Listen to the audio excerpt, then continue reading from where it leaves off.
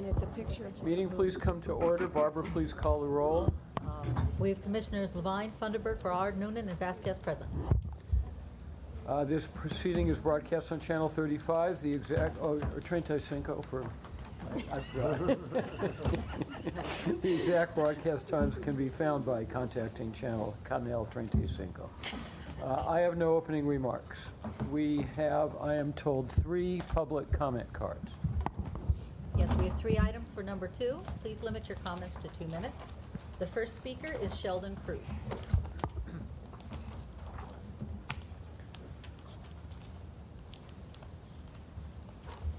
Commissioners, thank you. I am Sheldon Cruz. I'm the liaison to the Affordable Housing Commission out of the Housing and Community Investment Department. Just wanted to stop in the spirit of collaboration and to also say thank you to Commissioner Vasquez, who provided a very thorough and comprehensive presentation at our commission meeting last week. The affordable housing consists of 7 commissioners appointed by Mayor Eric Garcetti, and we meet on the 3rd Wednesday of every month. And I think that there's a lot of cross-section and synergy in terms of getting your programs into the housing developments that are going up in the city, and then also the existing housing developments in terms of preservation and providing energy services. So just wanted to say that, and thank you for having me. Thank you. Thank you. Okay, our next speaker is, I think it's Avo Babian.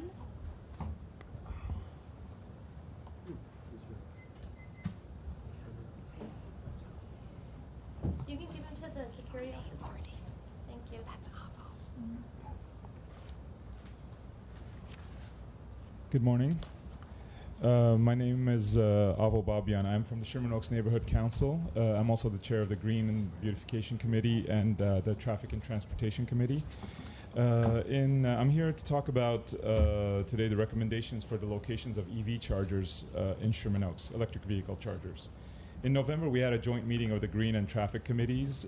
We had Jason Hills from the LADWP Transportation Electrification Group, and he did a presentation for us about future installations of chargers as well as the EV rebate programs. And we also presented different options for electric vehicles. And we had a big turnout from our community, and we were able to break down into a lot of workshop groups and take everybody's recommendations for where these future EV charging locations should be. We also had a follow-up meetings, and we put these ideas together into a set of recommendations, which I'm passing down copies for you as well. We brought this to the full board, and on April 9th, we were able to approve it, to present it here today. Right now, Sherman Oaks has only 6 publicly accessible EV charging locations, and we're proposing to add a lot more, at least 10 more, 2 of which would be charging plazas. Now, this would be a lot more appealing because if we can build a neighborhood charging plaza on public lands such as Sherman Oaks Park, etc., nearby, we can make this much more appealing to apartment dwellers. So we want people in apartment complexes to have access to EV chargers as well. Another plan would be a commuter charging plazas, something right by the 101, by the Woodman exit, where you constantly hear about people not on long commutes worried if they can take their EV electric vehicles on trips. Well, they can exit the 101. There's charging plazas right by the 101, charge, and then continue along the way. I think these new concepts will help a lot more people consider buying EVs. I believe that this, finally, the advantage to LADWP would be a slew of new customers who would be using these chargers, and a lot more customers for LADWP. And finally, in the future, this can help with the duck curve, meaning we can provide energy storage when there's a lot of excess storage in the summertime and use them in the afternoon for future use when the sun goes down and demand goes up. Thank you. We'd love to help in any future implementation. Thank you for what you're doing. Thank you. Okay, our next speaker is Myra Soto.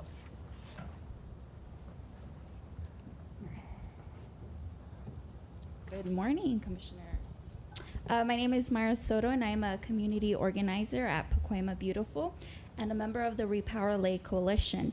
Today, I'm here to talk about the importance of equity metrics data and to request more accessibility for future data to be shared with the community. Sharing this information has been done so far is an important first step, and now we must plan for how to make this program even better. Ratepayers in Pacoima who may only speak Spanish and not have access to internet like the members that we have at Pacoima Beautiful, aren't really going to benefit from the Equity Metrics Data Initiative unless it is written and distributed in a more understandable way. I also wanted to recommend that an additional metric be added in the future to address the DWP customer service experience. Having input from ratepayers about customer service information will provide a baseline to address customer service issues. This data will help DWP improve its services and help the community feel that our voice matters and that we can make our utility better for our diverse communities. Thank you. Thank you.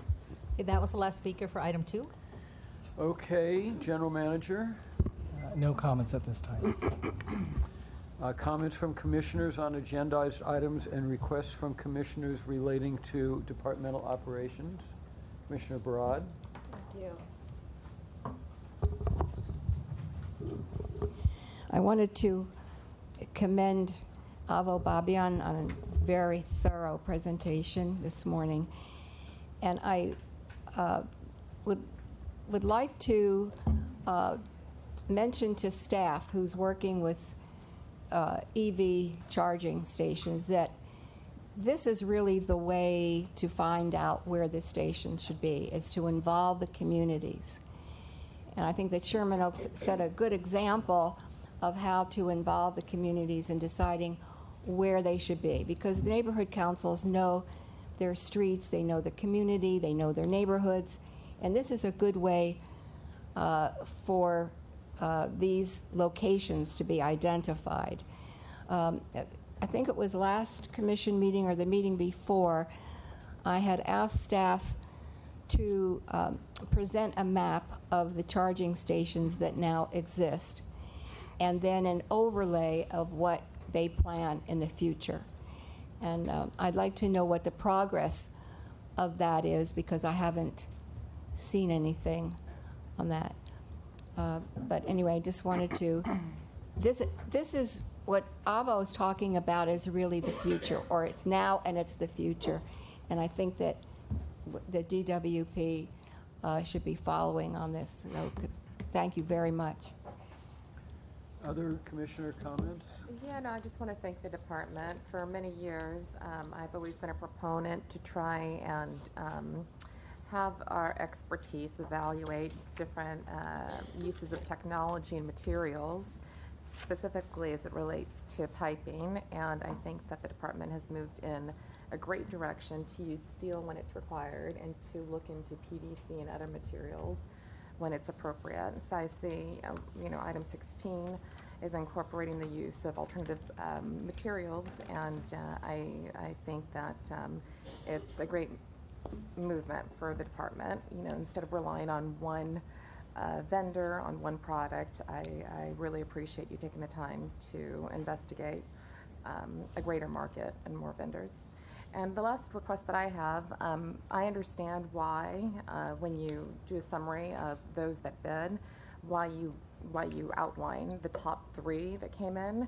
But I just think for transparency, it's important just to have the other people who did bid that didn't make the top 3 to at least be listed by company name. Thank you. Any other commissioner comments? Yeah, I have 2 comments. Okay. Good morning, everyone. So last week, I went with a couple of the DWP staff, which I'm very grateful for, to present about some of our programs before the Affordable Housing Commissioners. And this is on my efforts to continue building more collaboration with other city agencies and then maximize our resources. My hope is that not just the Affordable Housing Commission can come back and also share with us what are they doing and how we can best work together, but also other commissioners like our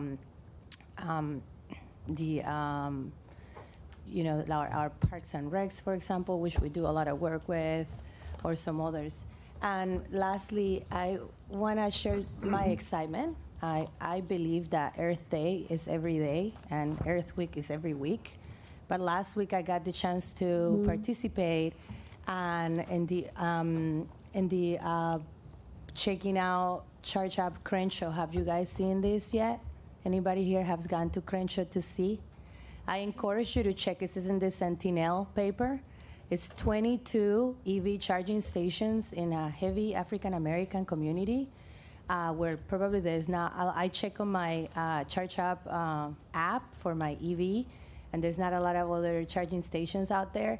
I am beyond excited to see this happening in a community where we're really trying to foster more EV penetration and folks that can get more EV, and especially now where DWP offers rebates for used EVs, I think is really going to be more accessible to those communities in South LA, maybe in East LA. So I want to thank the staff for really putting all their effort and their time to make this. This is like a world-class EV charging station, friends. I encourage you to come and check it out. And it's serving a community that really needs it. And I'm beyond excited to see this happening. And I want to thank the department and the general manager to make this happen, and all of the staff that worked so diligently to make this a reality. Thank you. Thank you. I have one more. I'm Commissioner sorry. Barad. I don't know if this is the right place to bring this up, but I'm sure our legal counsel will rap me on the knuckles if it isn't. I noticed in reading our minutes that there's an item such as matters relating to department operations, rate hikes, and so on. And then it will say, and there was a presentation the last meeting regarding 100% renewable energy.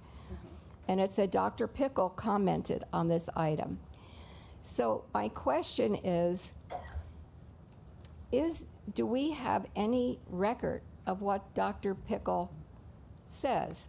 Because to go back and see what does the ratepayer advocate, what does he say about these items that he comments on?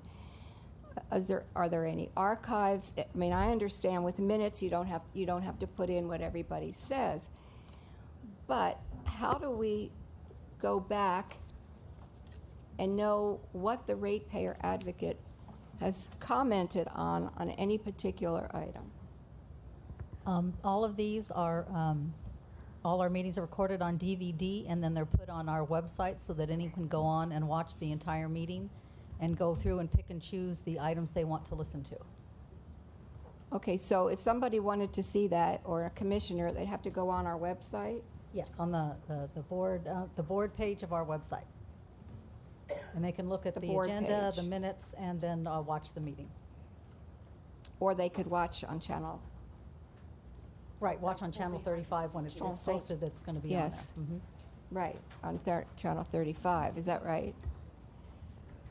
Okay, 'cause I just think for clarity and I'm lost for the word, that we really ought to know what the ratepayer has said. And sometime when I go back and try to remember, I don't remember what the comment was on that particular item. And I'd like it to be user-friendly for the commissioners and for the public. Thank you. We need to consider all of this. Okay, So, okay. thank you. I had a comment unless Fred wants to respond to that. What I've used is what the secretary said. I would go to the website, go to the video. It's indexed by item, so you can find things fairly quickly. But you're correct. It would be nice to have some summary in the written record. Yeah, because I think we're asking a lot of people to go to the website, to find it, to look up a particular item, and to read it. And I think what we want to do is make things easier for people to see what we do here and frankly, what the ratepayer advocate says about the items. To be considered. Okay, thank you. Any other comments from commissioners? Yes, I did want to extend my appreciation to the department management for supporting a couple of events that I attended. One was in Watts, the other was near Dodger Stadium. The one in Watts, our partners at Sierra Club, Tree People, Grid Alternatives were there. Sierra Club was really in the lead, as well as the Watts Neighborhood Council and the Watts Towers Arts Center. The one at Dodger Stadium, I think our president would have been interested in, because I got some time with one of the star relievers whose name I can't even remember. Joe, where's Joe Romalo? Is he here? We don't, the What Dodgers. was his name, Joe? Josh Fields. Josh Fields? Is he okay? Some nights he's okay. So I told Mr. Fields that that he would be, it would be nice if he could have a sustainability summit on the pitcher's mound next time. Hopefully with the Dodgers up after he's closed. And thanks to our partner at City Plants, to Nancy Sutley and our Energy Efficiency and Sustainability Group support through the reduction in all of the benefits associated with trees. I've asked in the past, and I'd like to make sure it's noted, for a presentation, and I understand staff is busy, on cognitive bias. I'm not talking about just unconscious bias, Starbucks style. I am talking about cognitive bias, which is a bigger umbrella over what unconscious bias is. There are many types of biases that policymakers, judges, good people in good positions make based on their past and prior histories. I think that it would be important, it would be relevant, it would be timely, and it would make sure that whatever interference anybody that is doing business with DWP is receiving from different countries in the world that will go unnamed doesn't interfere with their decision-making or our decision-making on things. So if that can be done, I think that it would be beneficial to the workforce, and I'll leave it up to Dave, to the general manager, to figure out how that's done, but I believe it's something it was one of the things that underpinned, by the way, the Equity Metrics Data Initiative. Was so there is a nexus to something on the agenda. That's something that I think is very important. It never seems like the time is right until a crisis happens, and then everybody wants to do it.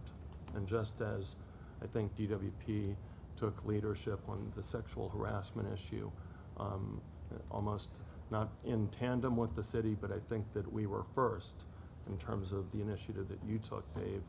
I think so can we do it on in the area of unconscious bias in all senses, not just racial, gender, or ethnic, but just in policy making and decision making.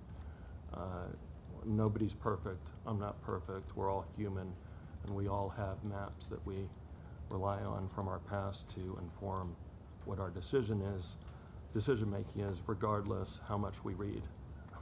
And nobody can take away anybody's story or anybody's experience. So I think that it's a good reminder that DWP is acting proactively on an issue of national and global importance, and it's another statement that LA is doing things regardless what's happening in our friendly capital of the United States. Thank you.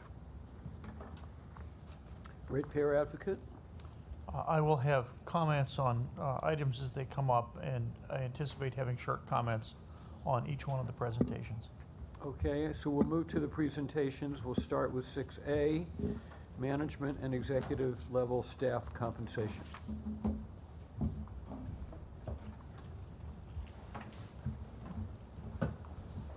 In 2016, jointly between DWP and the Office of Public Accountability Ratepayer Advocate, we did a total compensation study for all of DWP. And we've hired Oliver Wyman in conjunction with their affiliate Mercer to do this study. This was total compensation, including both benefits and cash compensation and pensions. What I'm going to be talking about today is just cash compensation. And I'm going to be talking about cash compensation for just the lowest paid quartile of employees and lowest paid in terms of relative to their peers. So this is the job classifications in the bottom quartile of cash compensation. And it consists mostly of senior management and IT, professional, and other technical specialists. If we look at this group, about 80% of the gap between the DWP cash compensation and other utilities is due to the lack of any bonus. Now, in doing this cash compensation work, we looked at a group of about 1,400 utilities, water and power, public and investor-owned. But about 23% of these utilities were investor-owned. When you get down into the categories with a lot of people in them, there may be more investor-owned people in those categories. Like any analysis, the closer you get to it, the more it looks like Chicago sausage making. So there's a layer of assumptions in this process. But I think it's important to bear in mind that only about 15 of the U.S. power utilities are larger than DWP. So DWP is one of the big utilities taken overall in U.S., public or investor-owned. And our take coming into this comes out of our billing report in 2015 that after more than a decade of ushering management out of an ever-revolving door has demonstrated an inability of DWP to cure the situation by changing executive management. We need stability and a long-term focus for work that's been deferred, especially in the IT area, for over a decade. To get that stability, we need to provide more stability for upper management. And I think the key component is to explore and implement multi-year executive bonus programs. And at the very top, typically these programs would have a multi-year bonus involving a 5-year contract for executive management with yearly measures designed to cumulatively attain long-term objectives, and vesting is typically staged. For example, the contract might be a 5-year contract. You might have vesting starting in the 3rd year. And what's needed with this is multi-year objectives that can be tied to what's within the individual's control. And this helps maintain the board's focus on enabling the executive team, even if the board needs to seek authority beyond what can be accomplished at the DWP board, meaning reach the council, reach the mayor's office. And in this process, we should seek outside expert advice in crafting this program. When you get down into the data to make the comparison to other utilities, when you look at the compensation components, it requires expert tax advice, expert management advice, and expert statistical advice to make these changes. At the same time, we also need to look at bonus compensation adjustments for IT and other undercompensated professional or technical staff, which means we need to do this on a class-by-class basis. These programs often include a tax-deferred component for the bonuses. And then lastly, we need to follow up on a commitment that was made a year and a half ago to participate in annual utility compensation surveys, that is, provide our data into these surveys. And also, before the full rate review in 2020, we should start updating our total compensation study, probably starting in mid-19. That's because the data you're seeing here reflects salary data and industry comparisons in late 14 through late 15. and industry data from that period. If you want to look at this least expensive quartile relative to the peers, highlighted in yellow, going across left to right, the base salary of the median or 50th percentile in the utility industry survey was $133,000. LADWP's GM is $350,000 base salary and gets no bonus. What, you said 143 or 33, or it's 430? I'm sorry, 433. I'm sorry, I misspoke. Yeah.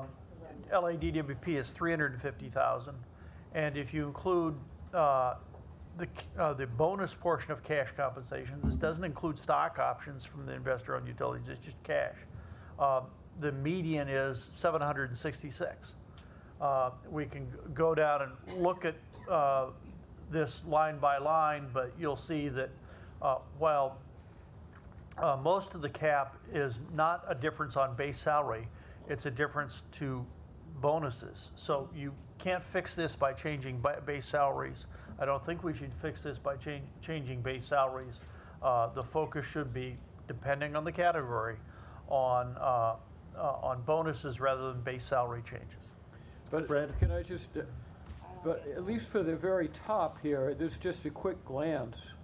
It looks like there is a substantial gap just on base salary, and then it changes as you go further down. Correct. About 80%. Looking at the executives in this list as a group, the gap is about 80% bonus and 20% base. If you look at the gap between in total compensation. If you look at the top 4, there's a substantial gap even before the bonuses. Correct. But about 80% of that is. Oh, I see. Even 80. Well, how is it? Just at base salary alone, you've got substantial gaps here, regardless of correct. of I mean, if we were to go down for the general manager, it's about 80% bonus. For the auditor, water and power, it's 78. It decreases with category until you get down to. Yeah. Okay. Yeah. If you go to IT, about 78%. If you go to people other than executives in IT, it's about 74%. But where's IT on the list? There are 4 IT categories here. System programmer. Let's see if I can pick it up. Yeah. Senior system analyst, programmer. There's another one. Program analyst. Yeah. In the middle. Yep. Those are the 4. Which one? Can you call those out one more time? System programmer, Yep. programmer analyst, system analyst, and senior system analyst. Can I ask a question when you're finished? Sure. The bonus is included in these numbers? You don't have that separate, correct? I do not have that separate. The total cash compensation includes bonus and base salary. But wouldn't you just subtract the base salary from the total compensation to get the bonus? Correct, although we're talking about statistical distributions, but as an approximation. Yeah. That's So, Jill, correct. to get the bonus, Yes. just subtract the middle line from the last line. All right, but how do you give a bonus to the general manager? Based on what criteria? Often there are a series of high-level components over which the base manager has only limited control, for example, reliability measures, but there are also specific performance on goals like IT system changes, management changes, and that's why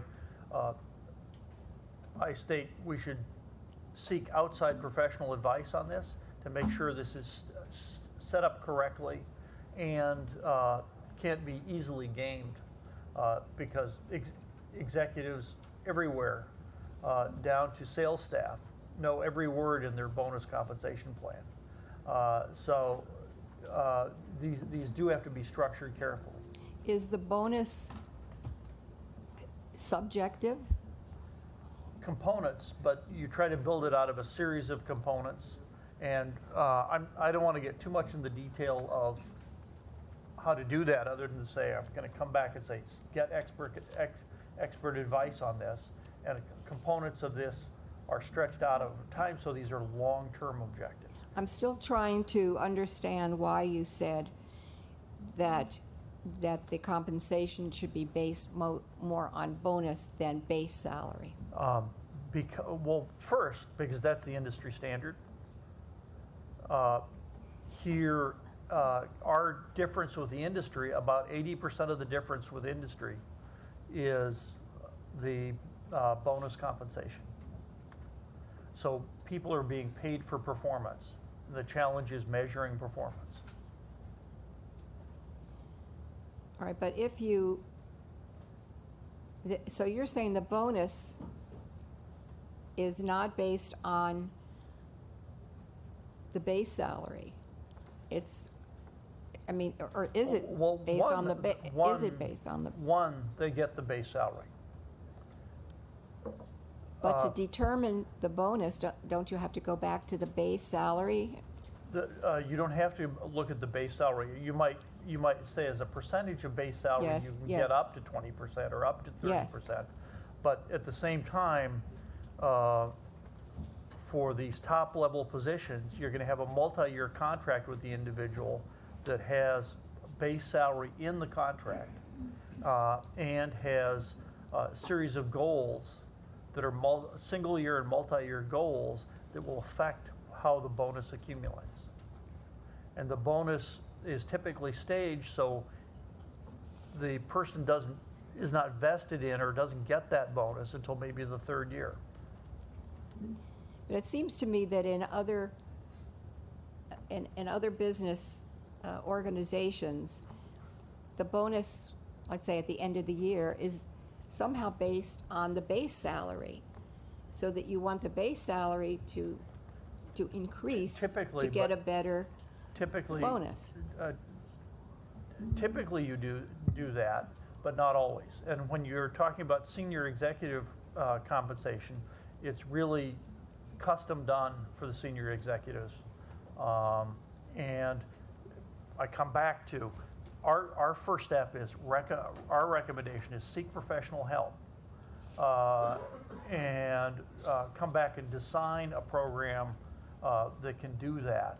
But it isn't just senior executive where we're underpaying. We're underpaying some key staff levels. I've shown here that the top 21, or the lowest paid relative to the industry, 21 positions that start at the lowest quartile of classifications.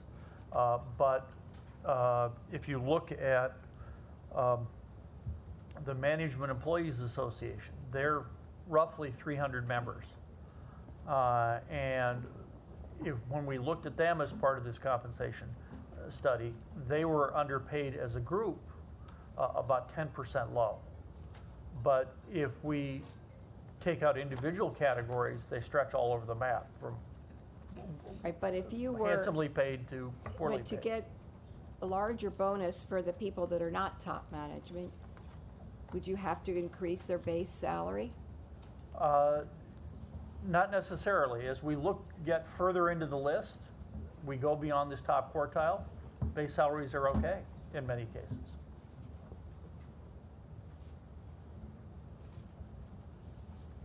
Okay. Fred, very helpful information. I had a couple of questions before the ending, just to clarify things on this chart. So under the column LADWP, is that figure where it's n equals more than 1? Is that figure average, median? What is that number? Because they can be vastly different, as you know. I will have to check. I believe it's median, but I'm subject to check. It'd be helpful to understand the range to put things into perspective. Okay. The other question the other question I had is, where's sustainability in here? I see environmental engineering associates, but when Dave Wright gives his talks, the next 5 years of the utility is supposed to change more than the past 50 years. It's all oriented around sustainability and either meeting mandates or creating in front of the meter load that we're losing because customers are doing energy efficiency or what. So where's sustainability in here? This study was done from the fourth quarter of 14 to the third quarter of 15, and it included 89 job classifications. Those 89 job classifications covered about 60% of DWP employees. So I'm not sure, I don't recall seeing that category in the category study, but if you flip back further into the presentation, all the categories studied are on slide page 11, further back in the study. Okay. You know what? I'll let you continue with the presentation. Well, no. Until the end. Yeah. Okay. We can come back to that. Okay. But thanks.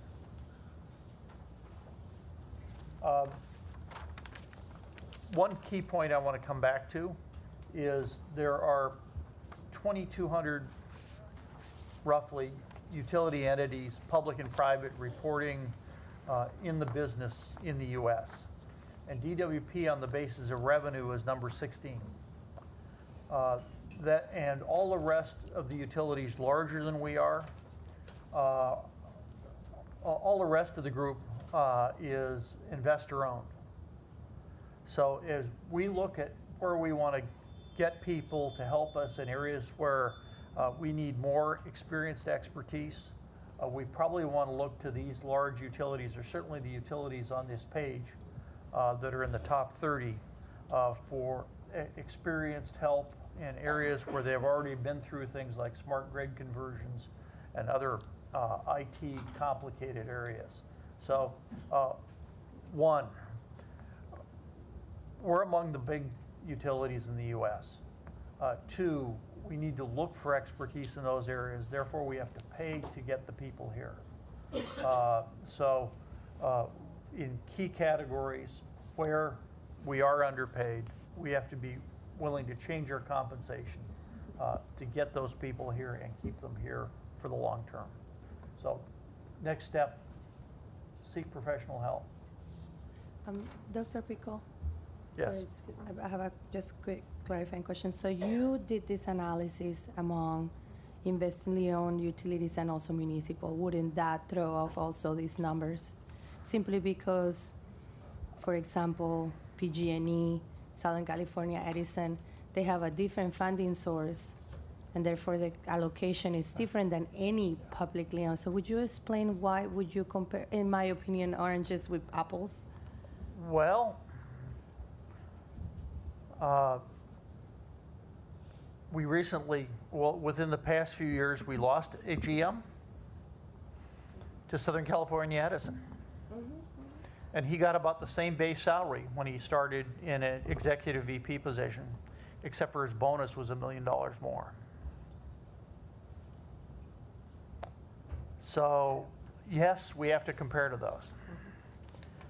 Two, we studied roughly 1,400 utilities in the U.S. are included in the cash compensation comparisons. An estimate of only about 330 of those were investor-owned. So if we're talking about medians here, if you're talking about the C-level or chief level positions, the median is not set by investor-owns. The median is set by publicly owned. Is it, just to follow up on that, is it fair to conclude from your numbers that our senior management on whom we rely so heavily are potentially highly desirable targets from investor-owned utilities who'd be prepared to dramatically increase their salaries, their total compensation? My proof is Ron Nichols. So Ron Nichols' salary and bonus He's making, somebody told me he was making 6 times what he was making here. Well, when he went to his executive VP position, his base stayed the same. His bonuses, looking at bonuses of his predecessor at the time he moved, would be about $1 million more than that base. And subsequently, it's Now that he's chief operating officer, I'm sure he's making far more, and I have not checked the latest proxy statement. yeah, it's substantial. So Don't listen, Dave. I would like to make a couple comments as far as my senior staff. We know there's going to be a large turnover in the near future as far as employees who can retire. And I look both at the local and regional marketplace. There's a dozen public utilities in Southern California and several dozen water districts. And I mentioned this before, but I think it's important to say it again. I know many of the general managers, and my senior staff, pretty much anyone sitting in this ring would make, I'm just going to be blunt, better general managers than most of the general managers that are out there, and they are being headhunted. We are losing people. We'll not someone sitting here, but we'll be losing a high-level manager in the very near future. They are being headhunted, and I think that when we recruited for several of the positions, and I spoke with the recruiters, and we got top quality candidates, but they said you would have a significantly broader candidate pool if you would get a little bit more in line with what the rest of the nation is looking for.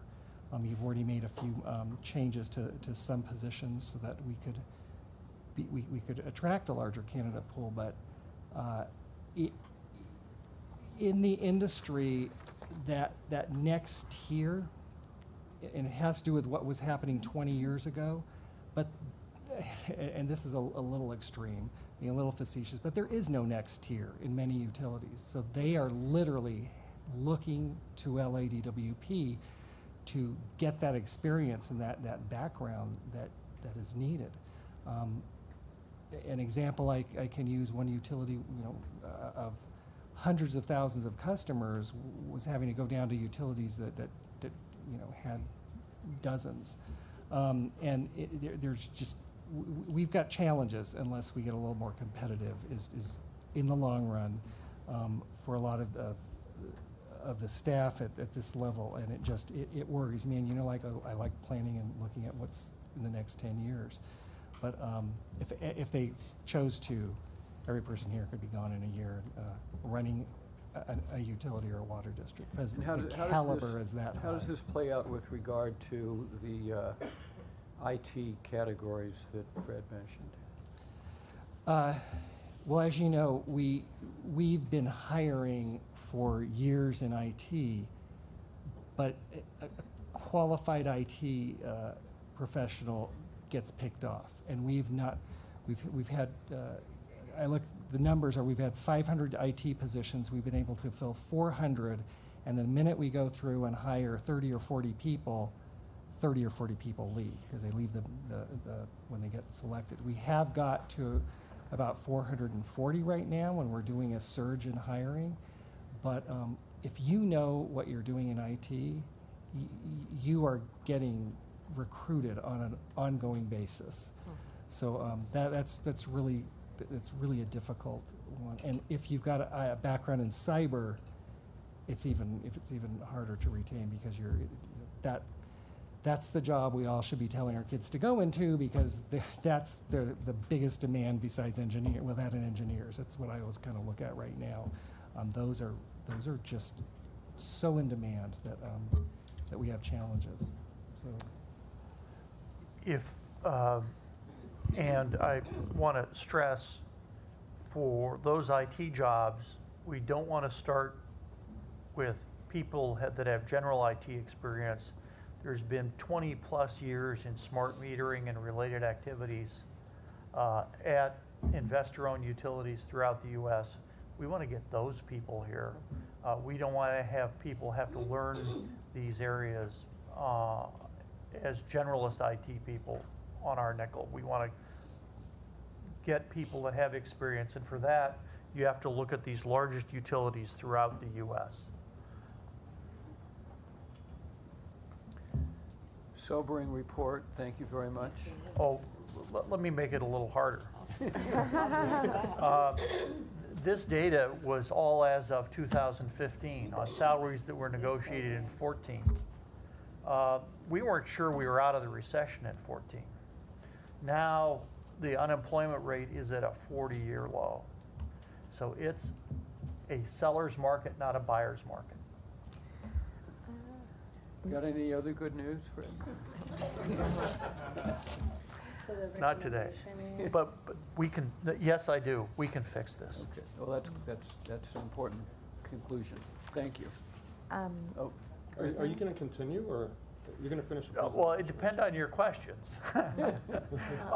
There were excerpts from the report you've previously seen by Oliver Wyman in 2016-17, but there are 2 new pages in that. And that is the class-by-class compensation. You'll need your extra sharp reading glasses, or you're going to need to print this out on ledger paper. Decoder glasses. Yes. If you would like a larger scale printout of that, let me know and I'll get one. Commissioner Noonan. Thank you.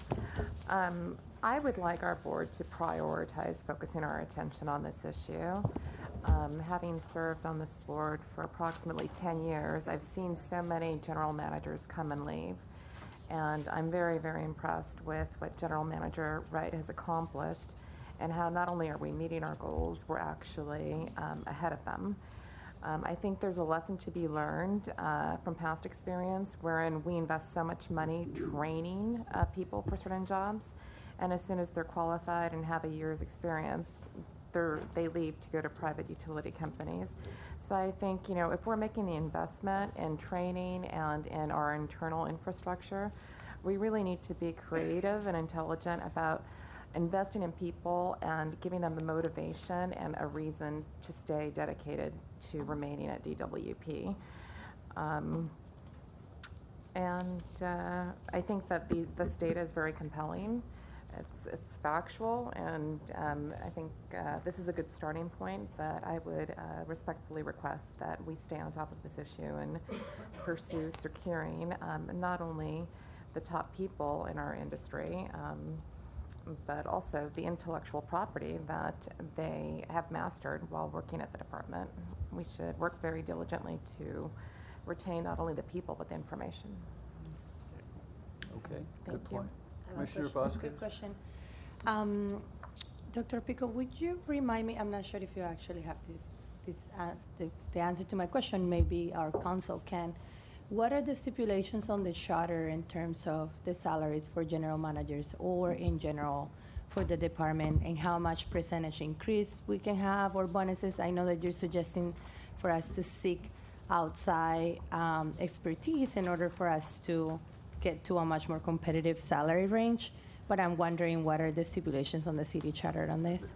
The challenge is working with the city charter and personnel processes, and the fact that to accomplish this, some changes need to be made that are not common or not used in other city entities. So that you're addressing what I believe to be the toughest part. The specifics, I will again say, seek professional help.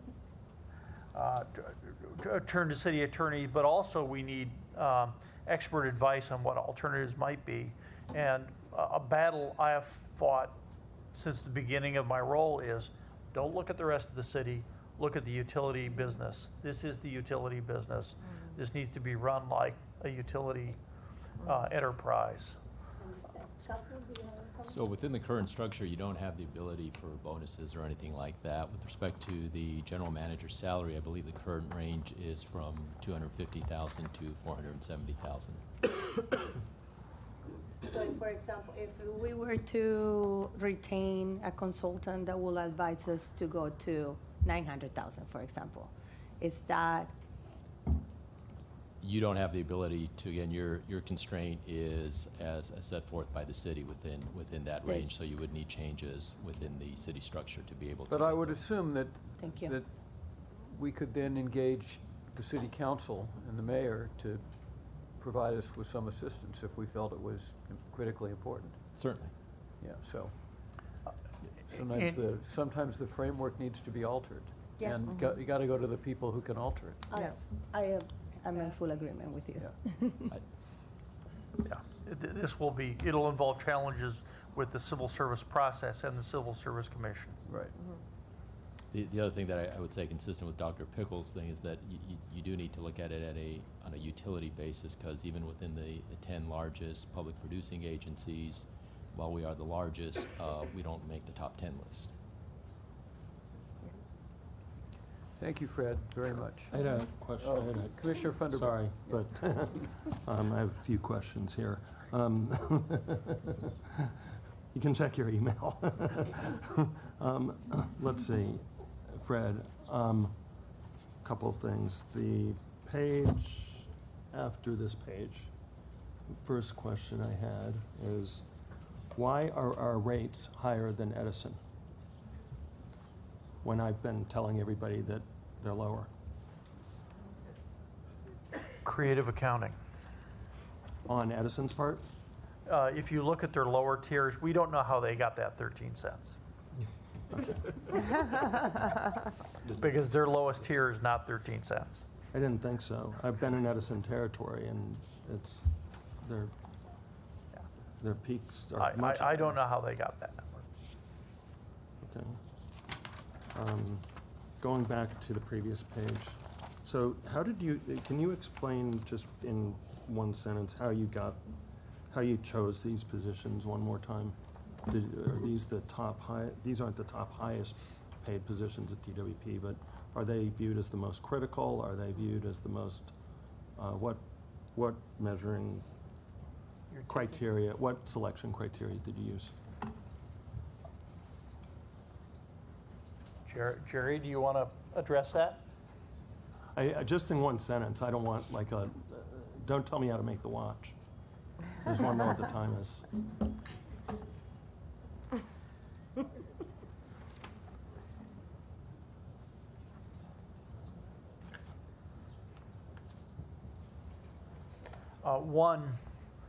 You look at what's available in the surveys, and the surveys that we use for this were 4 different surveys. One by the Economic Research Institute, that is one of the most broadly used standards, a survey by the American Water Works Association, and then 2 proprietary Mercer surveys of the energy sector and general benchmarking to come up with 1,400 different comparative utilities.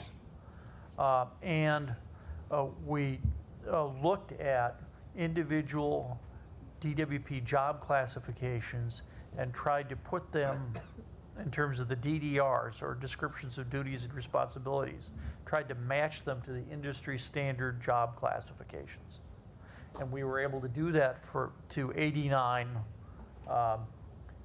categories. There was an initial list. Some were added at the suggestion of DWP, some were subtracted because they didn't fit the standard descriptions very well. And we ended up with the group that we did match, and that was 89 job classifications. Then we looked at those in comparison to the industry overall. Some were in the bottom quartile. Those are the ones we've been looking at now.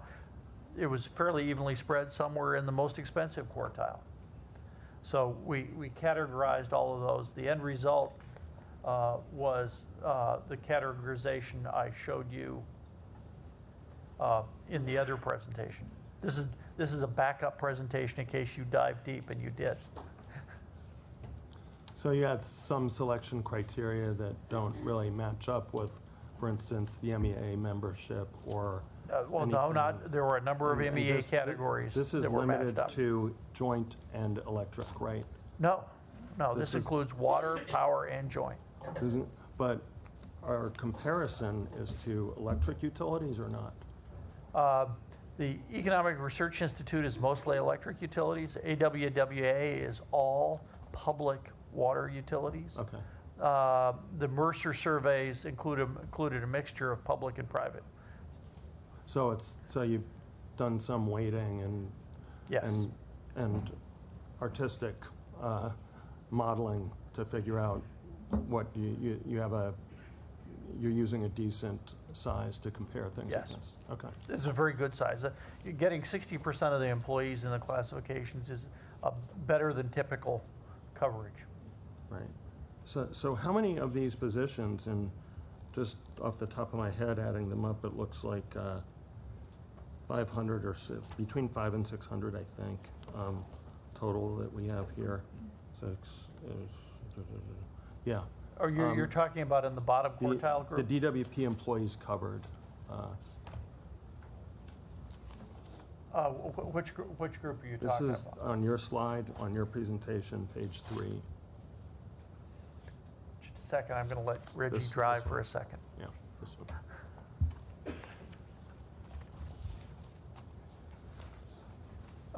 So how many of these are MEA? I can't answer that off the top of my head. We Gotcha. did do a side calculation of MEA position, MEA employees and positions covered in the overall survey, not this underpaid group. And they, taken as a group, they were about 10% below market. And how many of these are exempt? I don't know that offhand. So that they could all be exempt, or some of them exempt? We only have 22, right? Yeah, Exempt employees. often executive assistant to the GM positions are exempt, but I'm not true if that's for all. I would defer to. The top 4 exams. Top 4.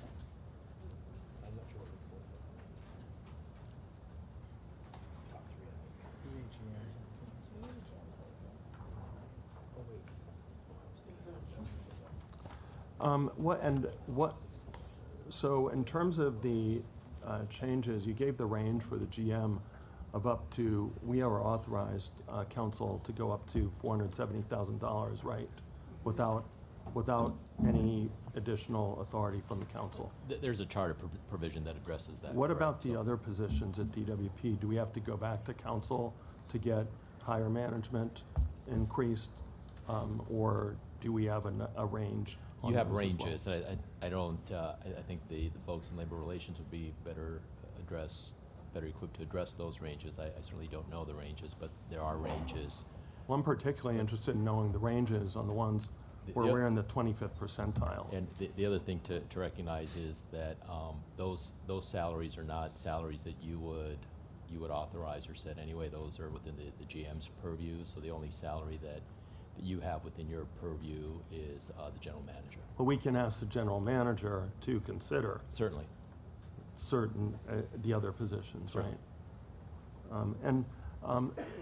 Sacramento Municipal Utility District seems like one of the better comparisons for us in some ways, even though it does have, I remember during Measure RRR, we were looking at all these different models for governance and models for things. How much does the SMUD GM make?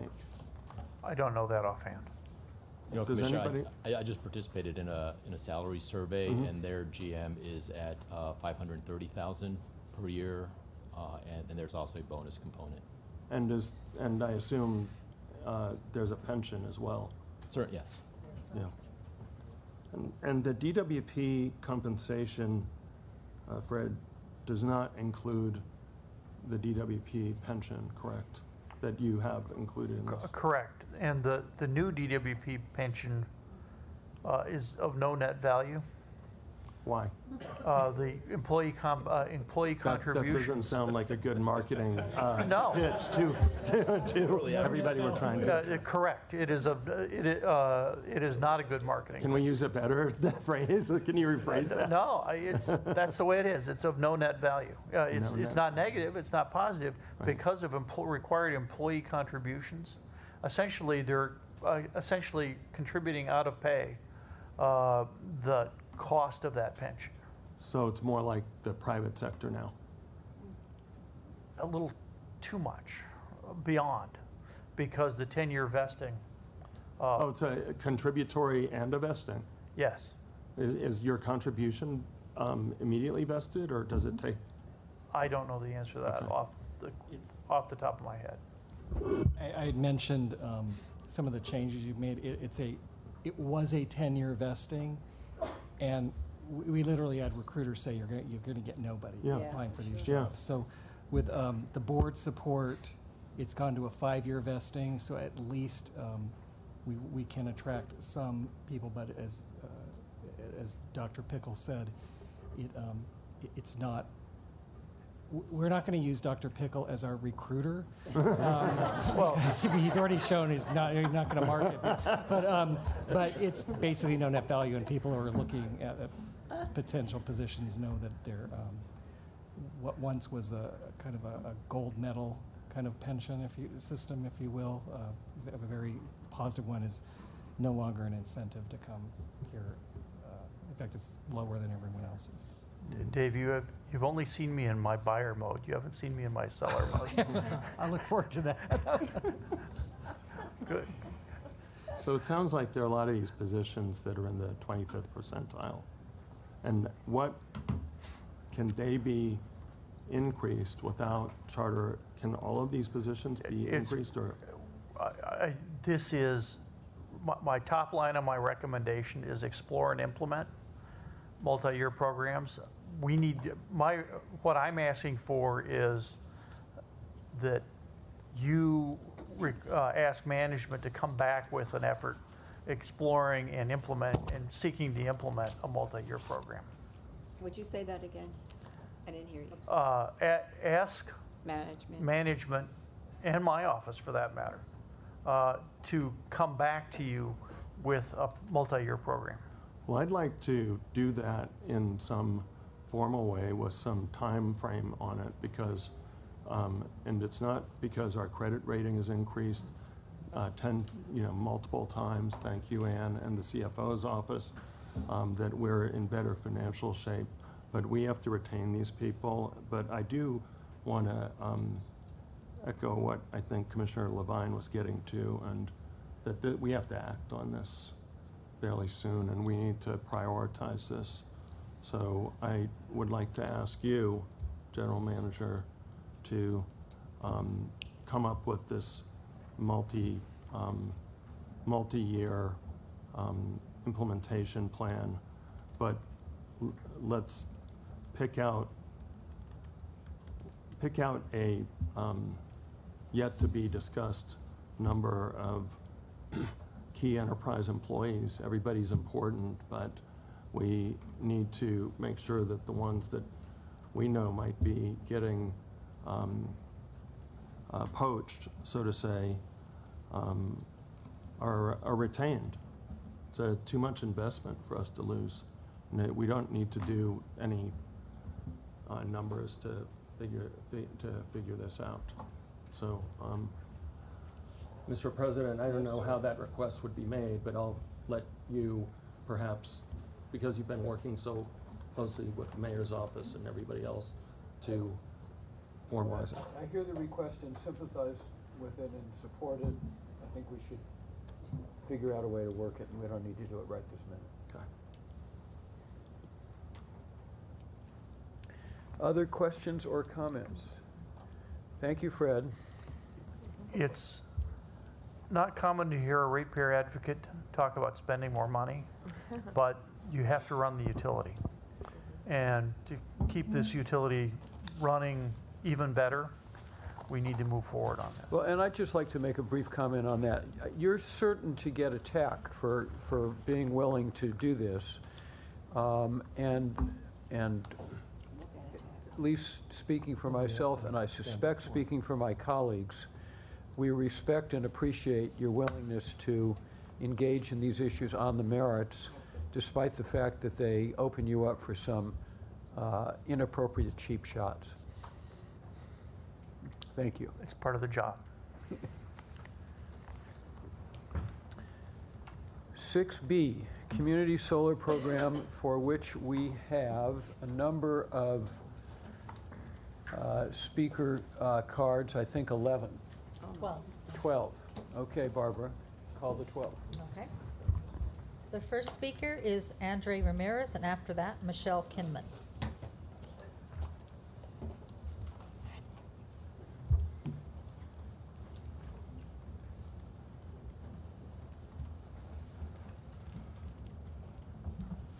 Good morning, Board. My name is Andres Ramirez. I'm here on behalf of Pacoma Beautiful and the Los Angeles Clean Energy Coalition.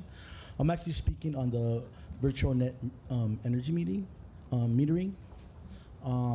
So what I'm here to say, we really feel that virtual net metering is an important piece. It's an equity issue. It makes solar energy accessible to multifamily housing for renters throughout the city. There's already programs that are available for homeowners and businesses. We feel the natural next step is to making it accessible to multifamily housing.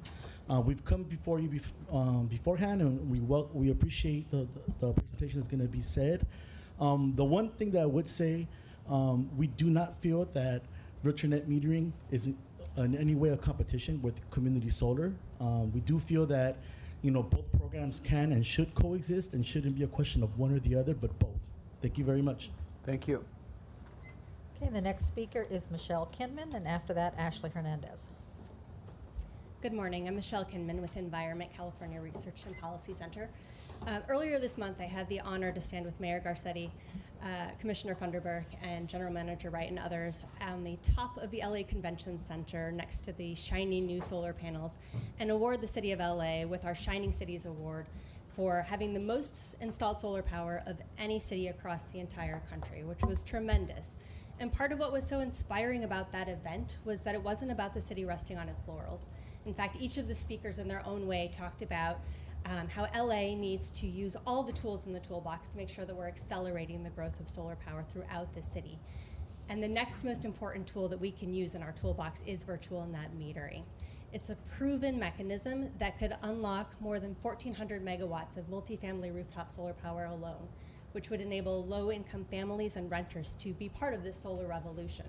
And that can help the city meet and hopefully even exceed its solar goals in the sustainability plan. All of that is tremendous. It will create cleaner air, more good jobs, and a healthier climate for all of us. And so for all of these reasons, we'd like to respectfully request that you create a virtual net metering program here in LA, prioritizing virtual net metering on affordable housing projects to allow affordable housing developers to provide clean energy options to their tenants. With that policy and with a little bit of luck, I hope to be able to stand with you again to award a future Shining Cities Award, hopefully on the rooftop of an affordable housing complex. Thank you. Thank you. The next speaker is Ashley Hernandez, and after that, Rosemary Jenkins. Good morning, Commissioners. My name is Ashley. I'm an organizer with Communities for a Better Environment, but I also grew up in Wilmington. And growing up in my community, one of the things that is just abundantly clear is that we are a representation of the environmental injustice happening here in LA, right? And I'm a proud LA resident. I love my community, I love my city, and that's exactly why I've been organizing and working to not only provide better environmental quality of air and water, but really making sure that we have environmental justice thriving in the city of Los Angeles. And I'm here to speak to you guys about the shared solar program, and really want to urge the board to support this program. Working on the ground of Wilmington, I've met with businesses that are not only eager to learn more about the benefits that LADWP can provide, but really want to learn about the efficiency that their businesses can take on and really succeed with.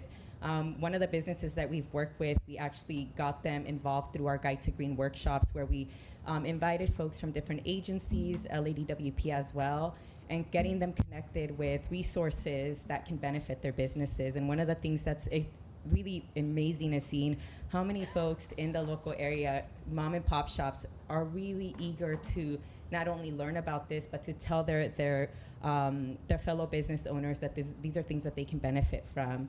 There's no other programs like this in the city of LA, and in our community, I think we see that we don't have enough solar opportunities for our community members, and working with a lot of single parent family homes, children that are going in and out of the emergency room, it takes a toll on them economically, and obviously physically, to deal with these impacts. And in some way, providing shared solar programs to our frontline residents is necessary to make sure we, one, don't make them feel like they're forgotten, and really making sure that we support the lives that they're leading.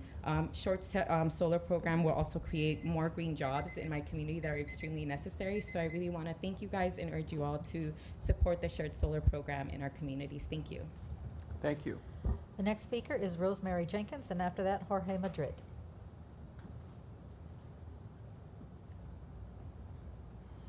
Good morning, Commissioners. I'm Rosemary Jenkins. I'm a teacher by profession and also an author and journalist and an advocate for a number of issues, and work closely with the Repower LA Coalition. We have a situation here. I want to thank you ahead of time for all the support you've given with regard to community solar, shared solar, equity metrics, etc. And we urge you to continue with this, to do what is necessary to expedite implementing the program, and with increased involvement by the ratepayers, we're going to see a boost to the economy. More companies that are green companies, more jobs such as training through an expanded UPCT, and obviously using less energy at a lower cost. Now, a lot of people aren't fortunate enough to be able to have solar installed on their own, on their homes. Sometimes it's a rooftop that is not conducive, or a treetop canopy that provides shade, or they live in a zone that isn't as hot as, for example, in the San Fernando Valley where I live, or renters. So we want to be able to provide involvement for all these people, so that it's not a situation of the haves versus the have-nots. The ultimate outcome is that we want to use less energy at a lower cost. We don't want to see people, as we hear on the news all the time, people getting very sick or dying because they don't have air conditioning or proper heating during the various seasons, and they need to be able to be to have these programs available to them. So again, I ask you for your support to continue what you're doing to expedite the process, and to do more outreach for getting a buy-in from our ratepayers. Thank you. Thank you. Okay, our next speaker is Jorge Madrid, and after that, Allison Manos.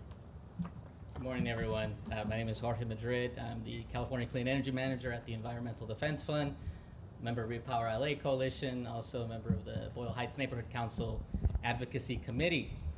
Here to talk about shared solar. We heard a lot about solar access. I live in Boyle Heights. Over 70% of the population are renters. Median income is $33,000. You can see a lot of barriers to accessing clean, renewable energy. Shared solar is breaking down those barriers. This is also about creating benefits to all ratepayers. This is about avoiding blackouts, alleviating overloaded circuits, keeping customers as part of our utility and part of this collective that we all own. I think we should be smart about pairing shared solar with storage, electric vehicles, to help maximize the benefits and the attributes to our grid. Again, this is going to be a benefit for all ratepayers, not just those that are participating.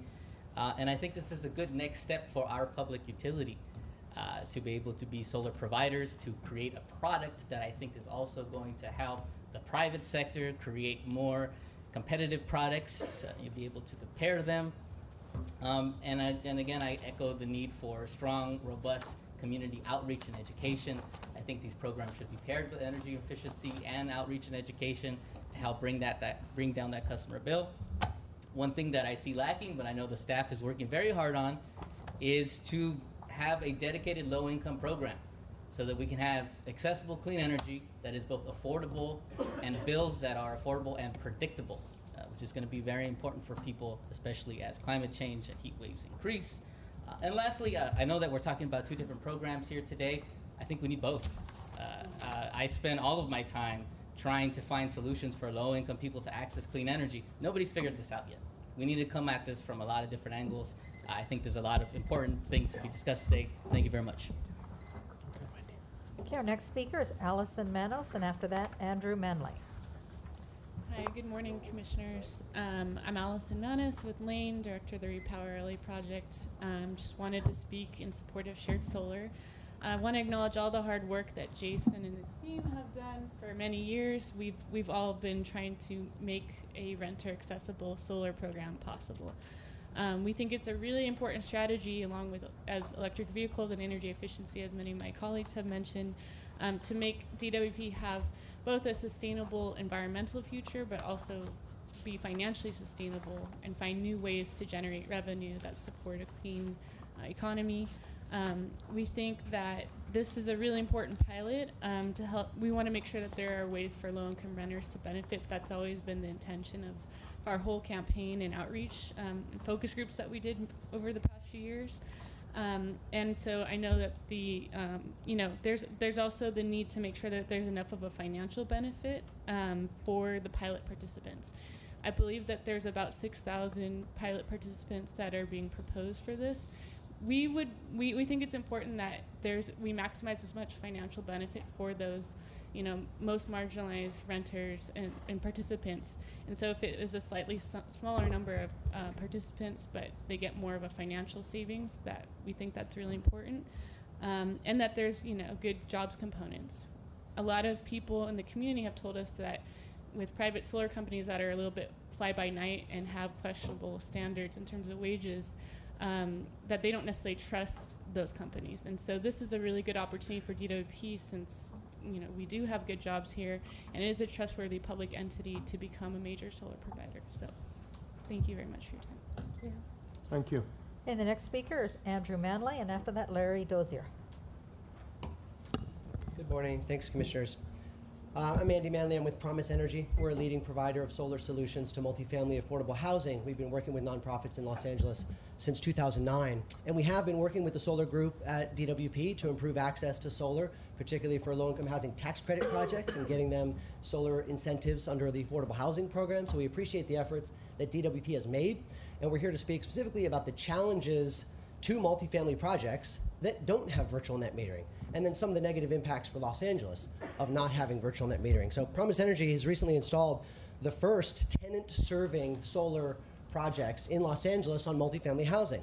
But because there's no virtual net metering, instead of doing a single solar system and providing it connection to a single meter to connect those multifamily apartments, we have to do, on this one project, 20 separate solar systems, 20 different inverters, 20 different disconnects connected to different meters. This project had to build an entire room in the basement to store all this equipment. We have miles and miles of conduit, literally, to connect 20 separate solar systems to 20 different apartments. We are treating apartments on a hall as if they're separate homes on a block. And needless to say, the cost, complexity, and space required are a significant limiting factor for multifamily housing. Given that 54% of folks in Los Angeles are renters, this is a significant burden to expanding solar access. In addition, there are other negative impacts as well. We work with multifamily affordable housing. The state is trying to build multifamily affordable housing to solve both our housing and our transportation crises. The Affordable Housing and Sustainable Communities Program, the AHSC program, gives points. It's a competitive funding allocation. They give points if you can offset 33% of total load, or if you can achieve zero net energy. We have affordable housing developers that we work with right now that are at a disadvantage for projects in LA against projects in Edison territory because they cannot commit to those points because of the burden. That is one. And then the state code is about to require low-rise multifamily projects to be zero net energy.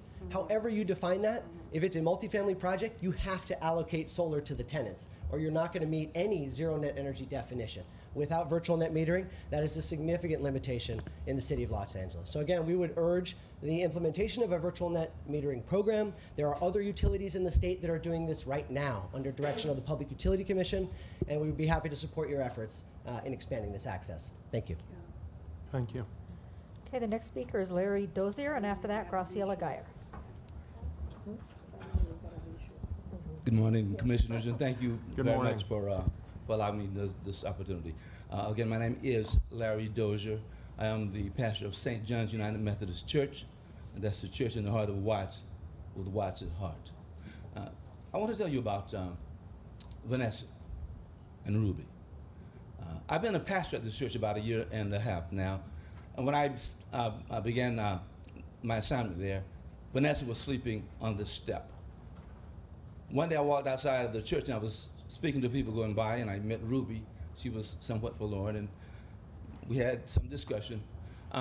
Good thing though, now Vanessa and Ruby have joined my church, and they are coming in now. They were both kind of homeless and between places to live, but now they are living with relatives. But what I'm surprised to hear is when they're telling me about paying utility bills. In fact, the bills that they're paying are about 2 to 3 times higher than what I pay in utilities. And I said, something is wrong with this picture. And I thought they were exaggerating until I heard my friend Max Shorty tell me about the amount that his mother was paying for utilities. And it was not exaggerated. And so I'm about abundant living for the people in Watts. That's where my church is. And one way for them to cut their costs is to have virtual net metering implemented. And so, when someone's living from payday to payday or check to check, to save an extra $50 or $100 can mean a lot. Can help toward medicine or food, or perhaps just to go out for a movie or have a nice meal. And when you just look at the inequity of what they're paying versus what I'm paying, and some of you, it's not fair, it's not right, and then creating something that gives them extra money in their pocket is just the right thing to do. So I urge you to consider virtual net metering and think about Ruby and think about Vanessa, and when you are making plans and making decisions. Vanessa will thank you, Ruby will thank you, I will thank you, and God will bless you. That is my prayer. Thank you very much. Thank you, Pastor. The next speaker is Graciela Geyer, and after that, Stella Ursa.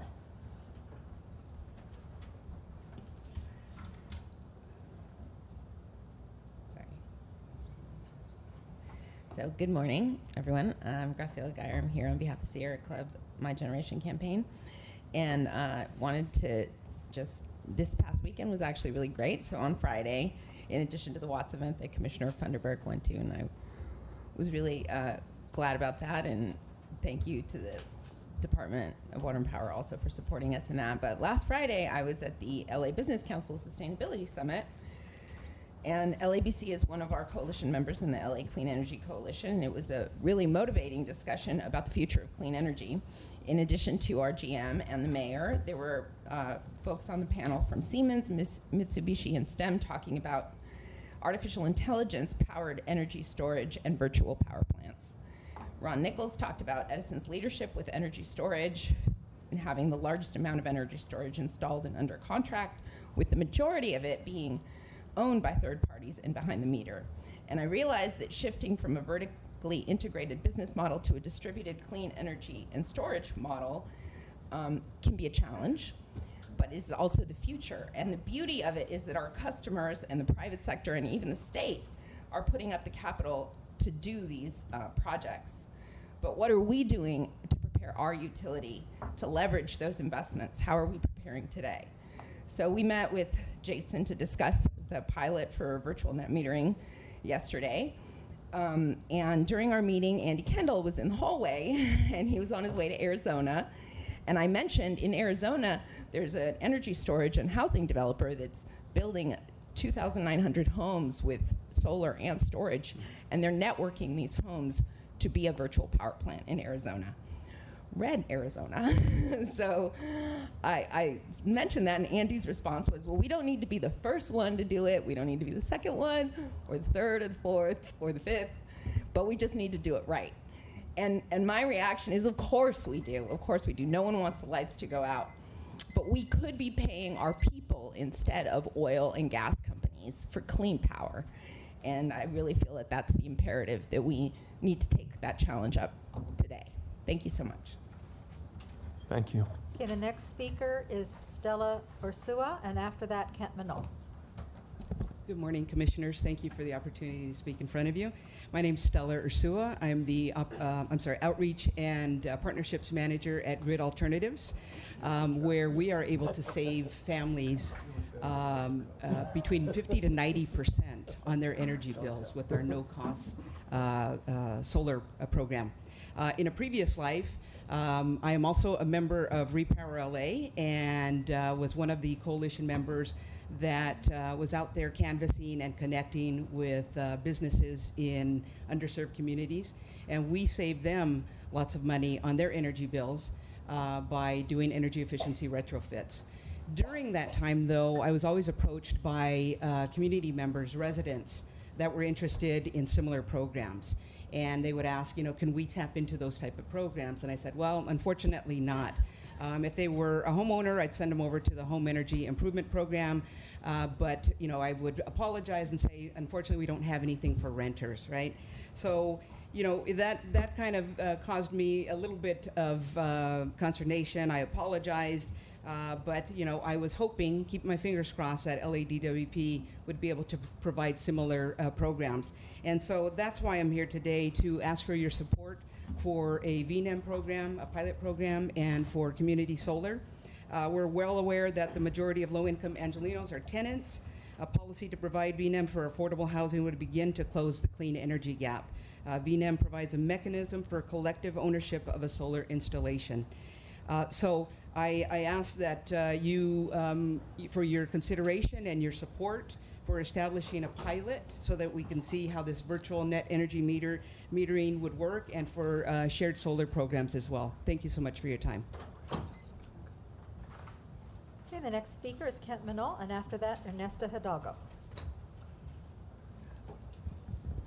Hey, good day, Commissioners. I'm Kent Minot. I'm a community organizer with the Sierra Club, and I want to talk today about,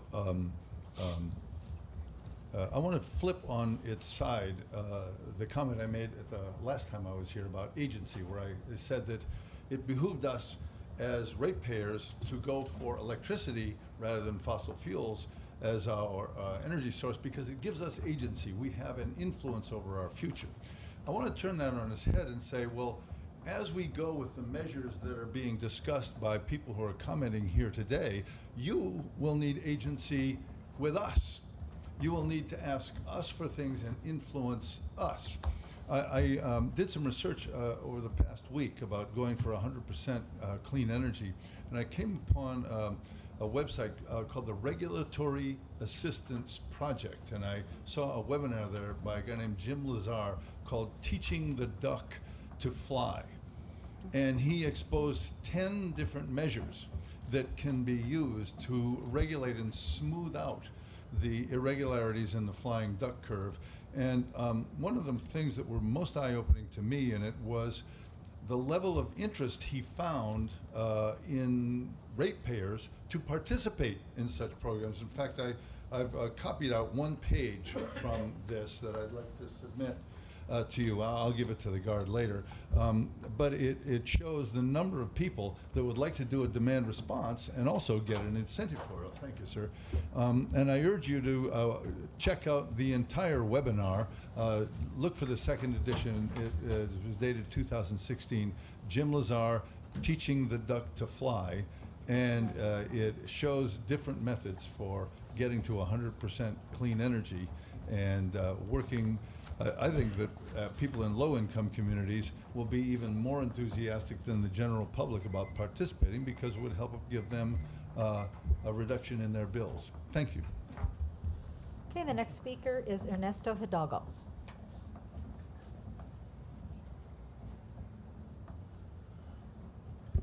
Good morning, Commissioners. My name is Ernesto Hidalgo, and I work with Renaissance Downtowns USA, which is a social impact real estate development firm focused on attainable housing. And I also volunteer with the Boyle Heights Neighborhood Council on the Planning and Land Use Committee, and in the past year became involved in the Neighborhood Council Sustainability Alliance.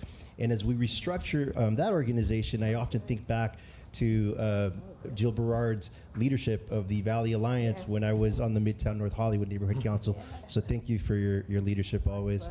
I also serve on the city's Rent Adjustment Commission for the Housing Department. So I want to take this moment to thank Commissioner Ada Vasquez for reaching out to the commissioners in the city's Housing Department during this time. But I'm here today as a private citizen who's inspired to be here and do the service that I do because of my upbringing in inner city Los Angeles during a time of upheaval, I witnessed many inequities, and there's an opportunity. I realized then the value of being politically involved to influence equitable policies in our city.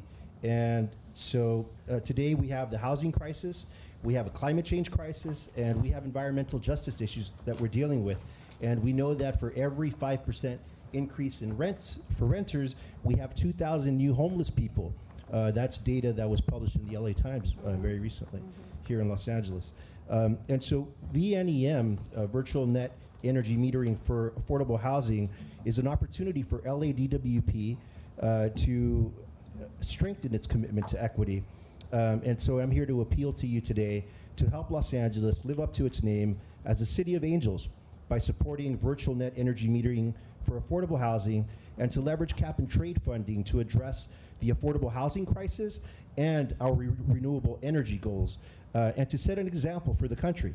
So thank you for listening and for your public service. And also thank you to our environmental nonprofits and partners and other speakers that came here to support this today.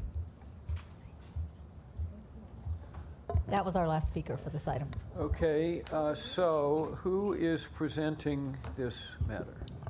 So as staff comes up to the table to make the presentation, I do want to just give a little bit of introduction and a couple facts. I do always like to look at good getting better. Comments on rates. We are very proud here in LA that we provide some of the lowest rates in Southern California that are seen by the community. And those rates are set within parameters and legal requirements that we always look towards when looking at rates.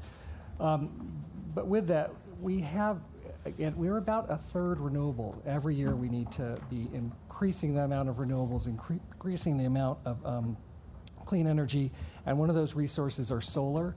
I'm a believer that you look at portfolios of clean energy and taking that now portfolios of different types of solar projects, local rooftop projects, local ground-mounted, remote ground-mounted, and then programs that can be obtained by all customer classes instead of just some. So today, staff will be presenting a pilot program that's aimed at renters, because most solar in the past has been for homeowners, and I appreciate staff working and trying to get creative on how we can present a program for renters, and then again, as we expand our programs, expand the portfolio and move forward so that everyone has that opportunity. So with that.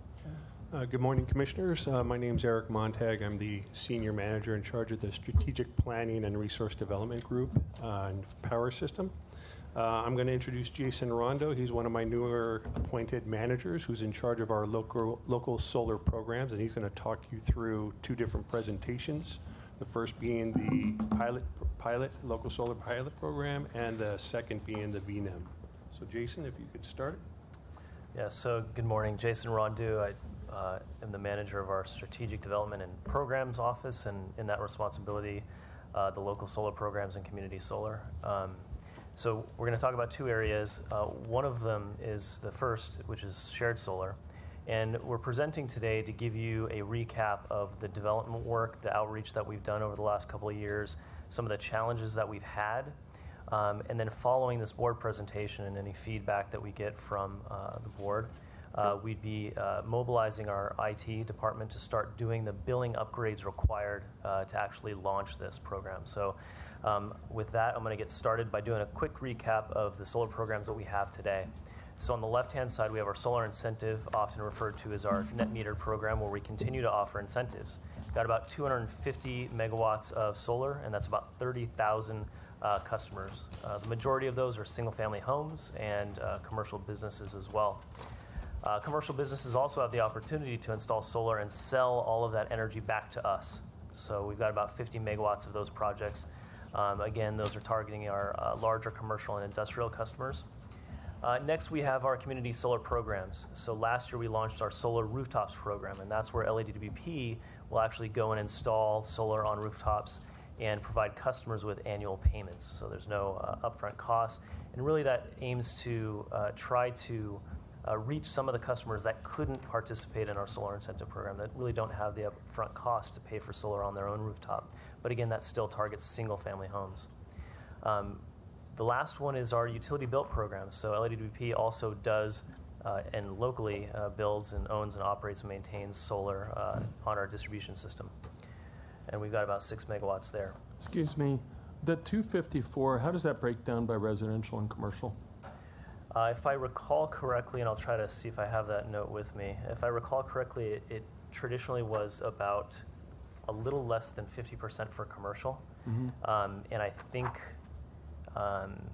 in the most recent years, that's also been the case. So I'll see if I can find this, and I'll address that. If I can't, we'll pass that information to the board. So we only have 120 megawatts installed at the residential level, is that correct? I think it's more than that, but I'll have to go back and double check that. How many rooftops, Jason?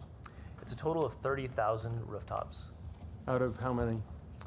Out of how many rooftops in the city of LA? 500,000, right? I mean, how many single-family homes? Yeah, it would. I don't know the numbers off the top of my head, but I think, yeah, it's probably in that ballpark. So it's about 5% of the single-family homes that are eligible. Again, I'd have to double check that, but yeah, yeah, so eligibility is one way to put it, but also not all roofs are capable of doing solar, and so that's part of why we are here to talk about the shared solar and community solar programs. Thank too. you. Yep. Jason, sorry, why is this commercial solar included in the SIP program and not in the feed-in tariff? So the solar incentive program launched a little over 10 years ago, and it was required that it cover many different customer classes, so including residential, commercial, industrial, nonprofit, affordable housing, government. And so we had, at the time, we had broken that to where 50% of the incentives go to residential, 50 go to commercial. The feed-in tariff launched just a couple of years ago, so it launched in 2013. And really what we were trying to do is leverage a lot of the rooftops that didn't need a whole lot of net metered solar or behind the meter solar. So think of a warehouse, for example, where they don't have a whole lot of load, but they've got a whole lot of roof space. And so, does it make sense to, create a program where we can get leverage that roof space and get a little bit more solar? The other fold to that is, and I'll talk a little bit about this later, net metered solar, behind the meter solar, we don't get renewable credit for it from the state. With feed-in tariff, it allows us to create an opportunity to, try to get a little bit more of our renewable credit for it. Thank you. And so we don't get RECs for either commercial or residential net metered, right? No, and it's a little bit more convoluted than that, but for the majority of the behind the meter generation, it is not eligible. And what's backfed onto the grid is a lower quality of renewable energy credit that costs more to meter and to report on than it's worth. Thanks. So effectively, no. Thank you. Okay, so with these programs, there was a mention earlier about LA being the #1 city in the country for solar, and that's fantastic, and we have larger ambitions to do more local solar as well. But there's a large part of the city and many customer segments that have not had the opportunity to participate. And so, there is benefit to local solar, but when it's not distributed evenly, there are potentially some negative consequences. And so I had mentioned the solar rooftops program, and what we did is, while we weren't able to make that program exclusively available to either disadvantaged communities or customer on low-income rates, what we were able to do is say there's a grid benefit to having solar deployed in areas where there is low solar penetration. There's a grid benefit to that. And so we're able to create priority classes of groups to be able to apply for that program. And so part of the importance of community solar is it allows the utility to help gear the programs to areas where there are low solar penetration and gear the programs to areas that haven't been able to historically participate in solar programs. One of the things that was troubling to me about this map when I first saw it 3 years ago was as much the socioeconomic and class as it is the race issue. I'm just going to call it out. How much training do we give to the people that are vendors to us that are, that we're approving the solar systems on going into different neighborhoods of people that don't look like them? I'd like to know that for this reason. Take a look at this map. If you draw a line down from Beverly Hills, you'll find La Cienega, okay? Why does View Park and the part of View Park that's in Los Angeles have such a low solar penetration? When they have the most solar potential. No, when they have a high income. Yeah. So I think that we need to stop before and making sure that we're engaging whoever we have who's going out there, whether they're contractors or whatever, or make it a condition of what we, people that we engage with to do this, to make sure of this. That means they speak the language. That means they're going to be culturally competent with both immigrant and, documented and undocumented populations. Because, but you can see it when you see a high-income area with low solar penetration. There is a problem there, because not just class. It has a perception. What that looks like to me, redlining, except it's blue. And so we want to, as LADWP, we want to be a part of kind of making sure that that's imbued in everybody we do business with. So I really appreciate your bringing this up. It needs to be raised. It needs to be brought up. But we want to make sure that it's not us and us, our management.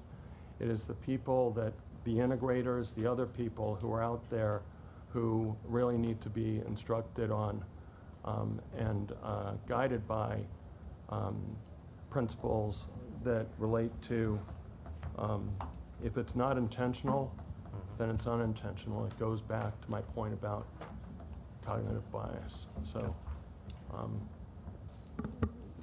so noted. And if I thank you for bringing this up.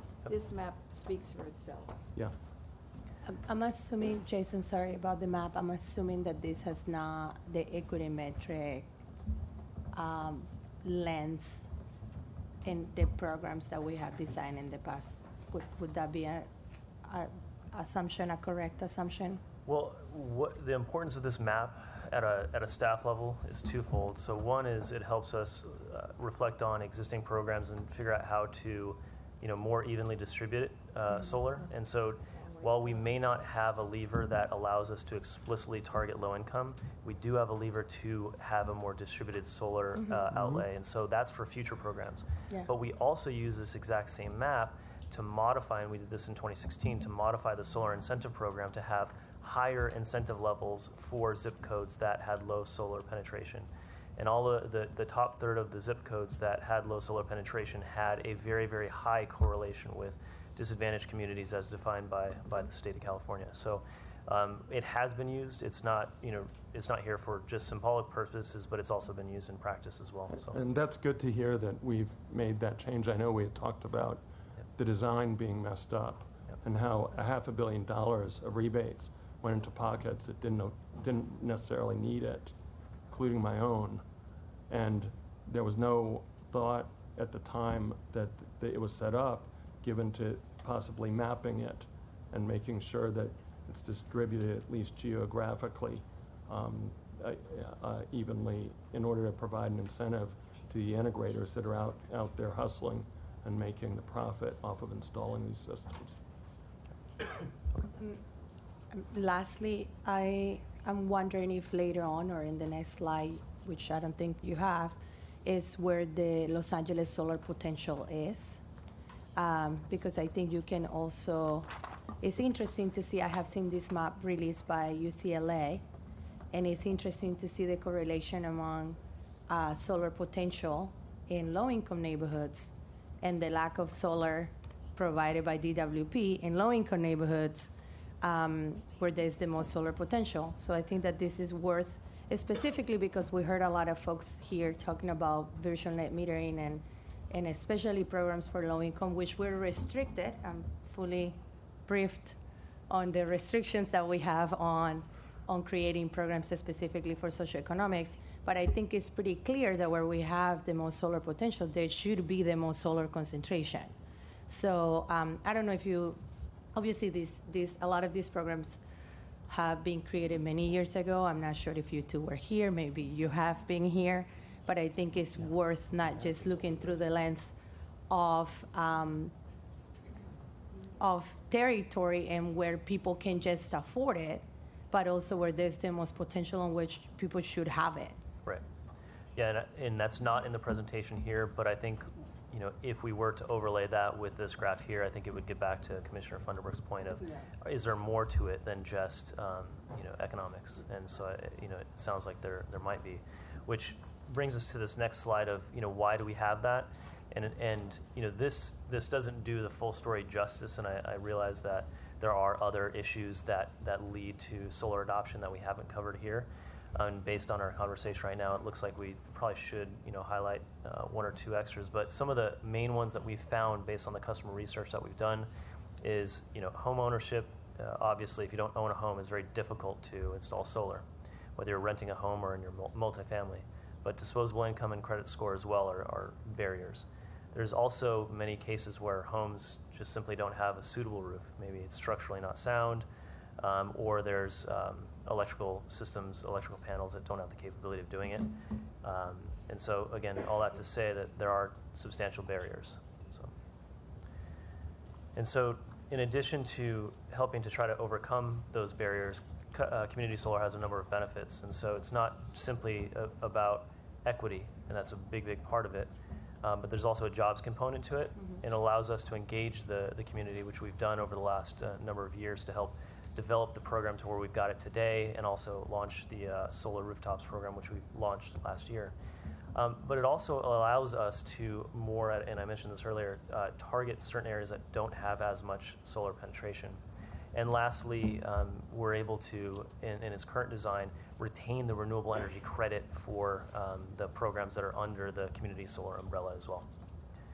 So I want to talk about the specific design of the shared solar program. And so in these pictures, you see a picture of the McClay tank facility out in Sylmar, which is a local solar installation that was launched last year.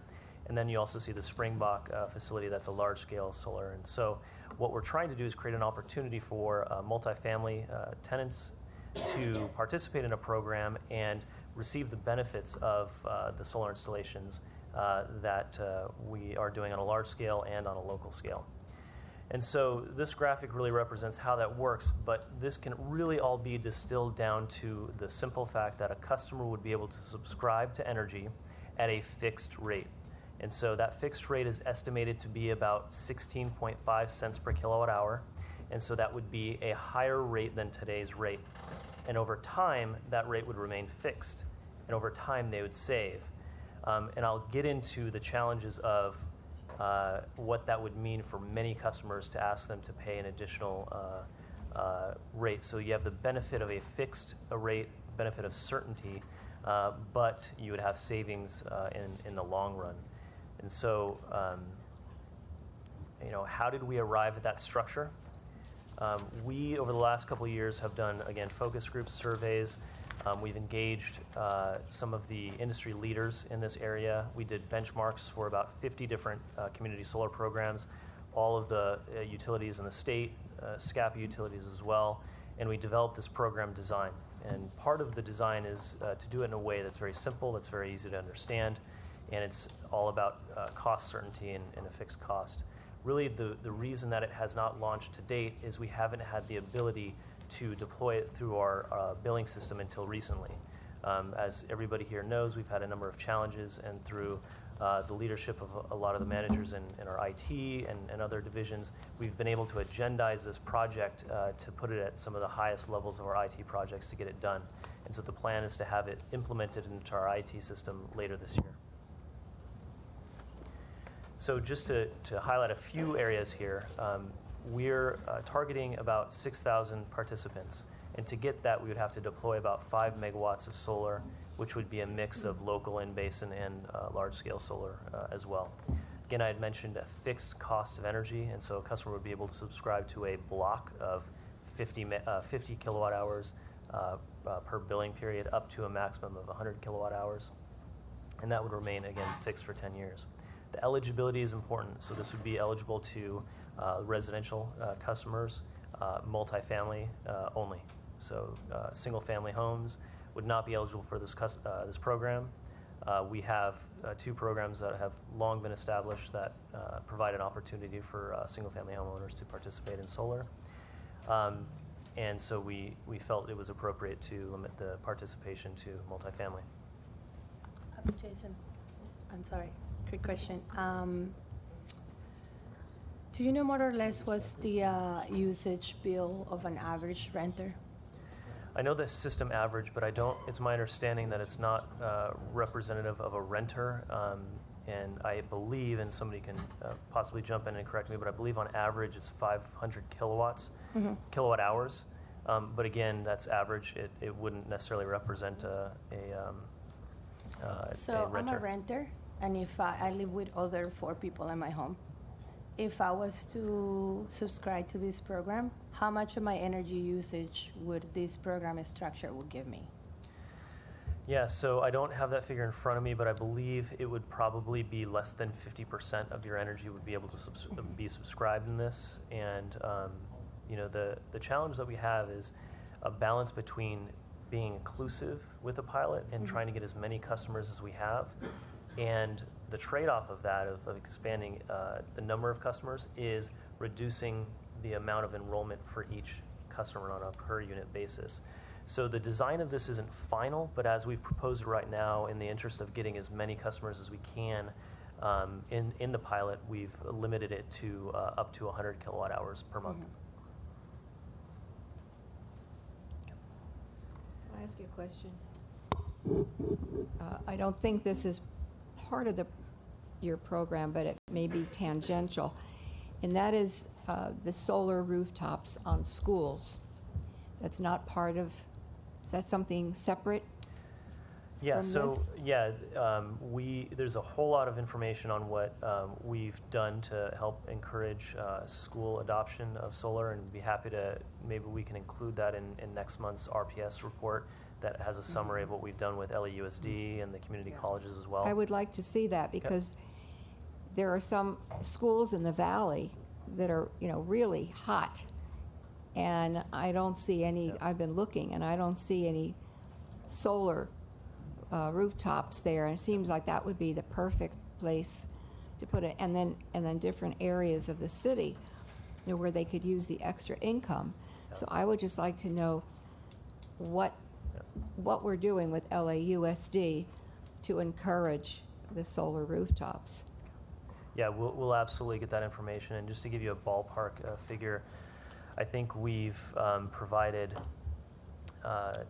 well over $10 million. It might be significantly more than $10 million of incentives. And I think about 40 different schools might have been part of the solar incentive program. 40 out of all the schools? I don't know. I don't know how, what there are the about ratio is. 800 campuses. Yeah, So that's not you know, many. What we can do is not only get the information of what we've done, but also Yes. give some context of, what percentage would that be. So I think that would be helpful and significant, because unfortunately there are no trees to give shade, and it's just a flat roof, and it's hot, and it's 15 degrees hotter in those areas, more sun, and then parts of the city. So I'd like to see what we're doing and what LAUSD is doing, and how we can work with them to encourage more participation. Yeah, absolutely. We'll get that. Thank you, Jason. You're welcome.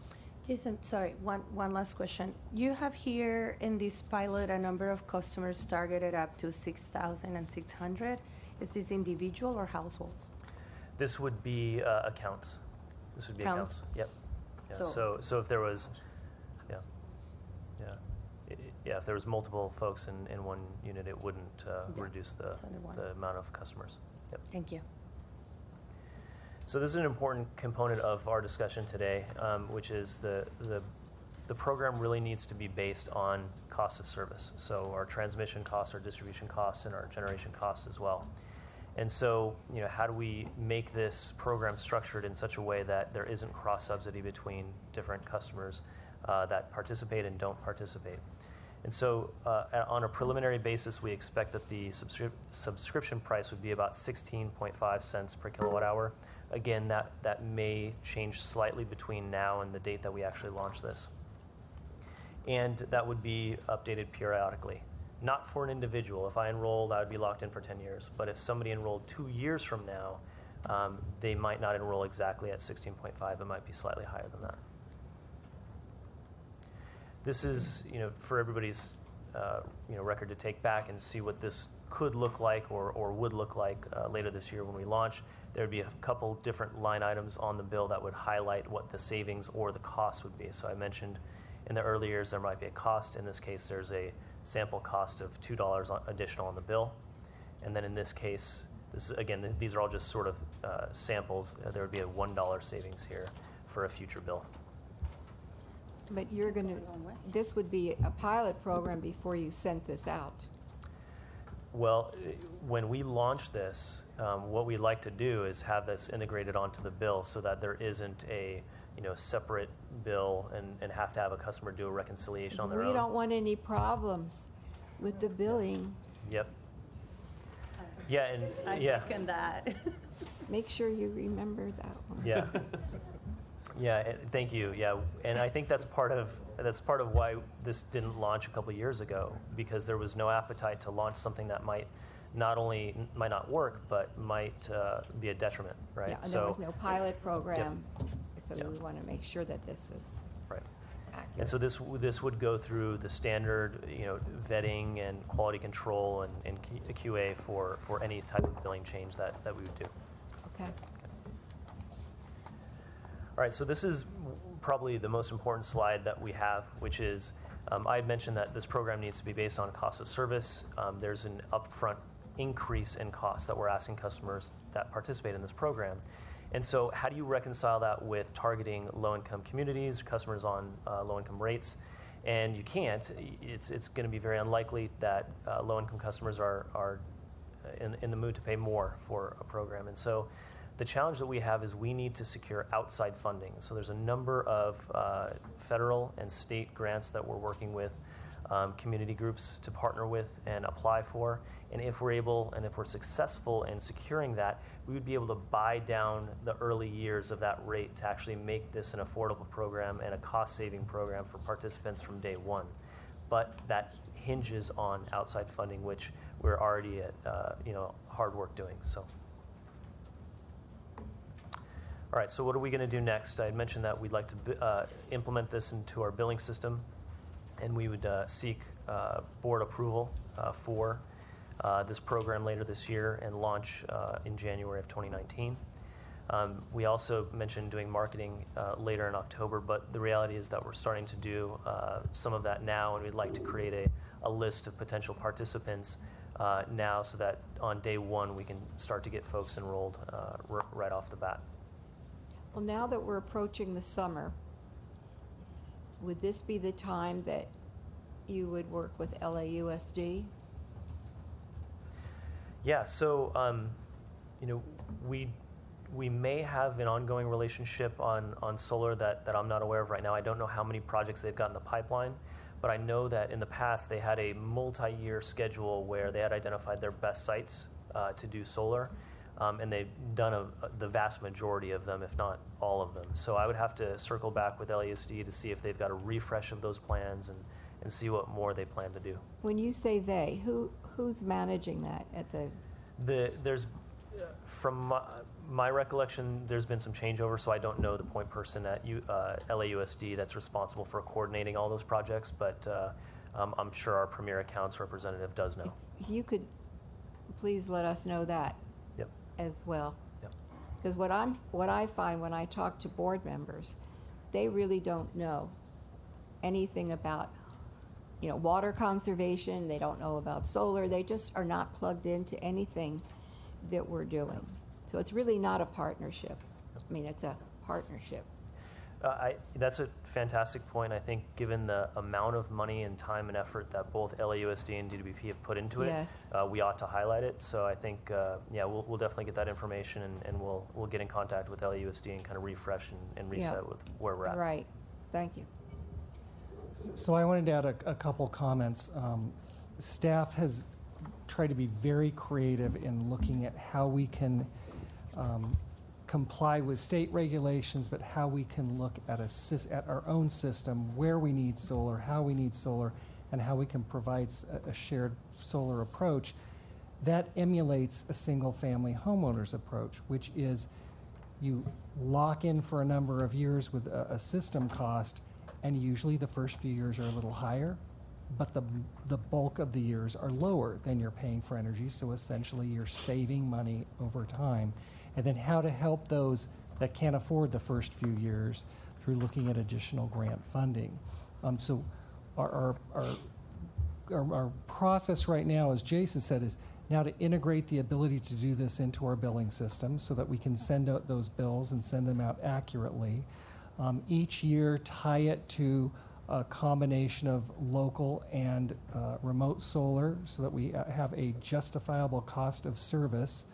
Move forward and start presenting this so that it matches a portion of most people's bill, but I don't think there'll be very many customers who would meet all of their bills needs, but we'll be able to have a pilot program that's large enough to encompass thousands of customers and give us the feedback and the experience we'll need to set every year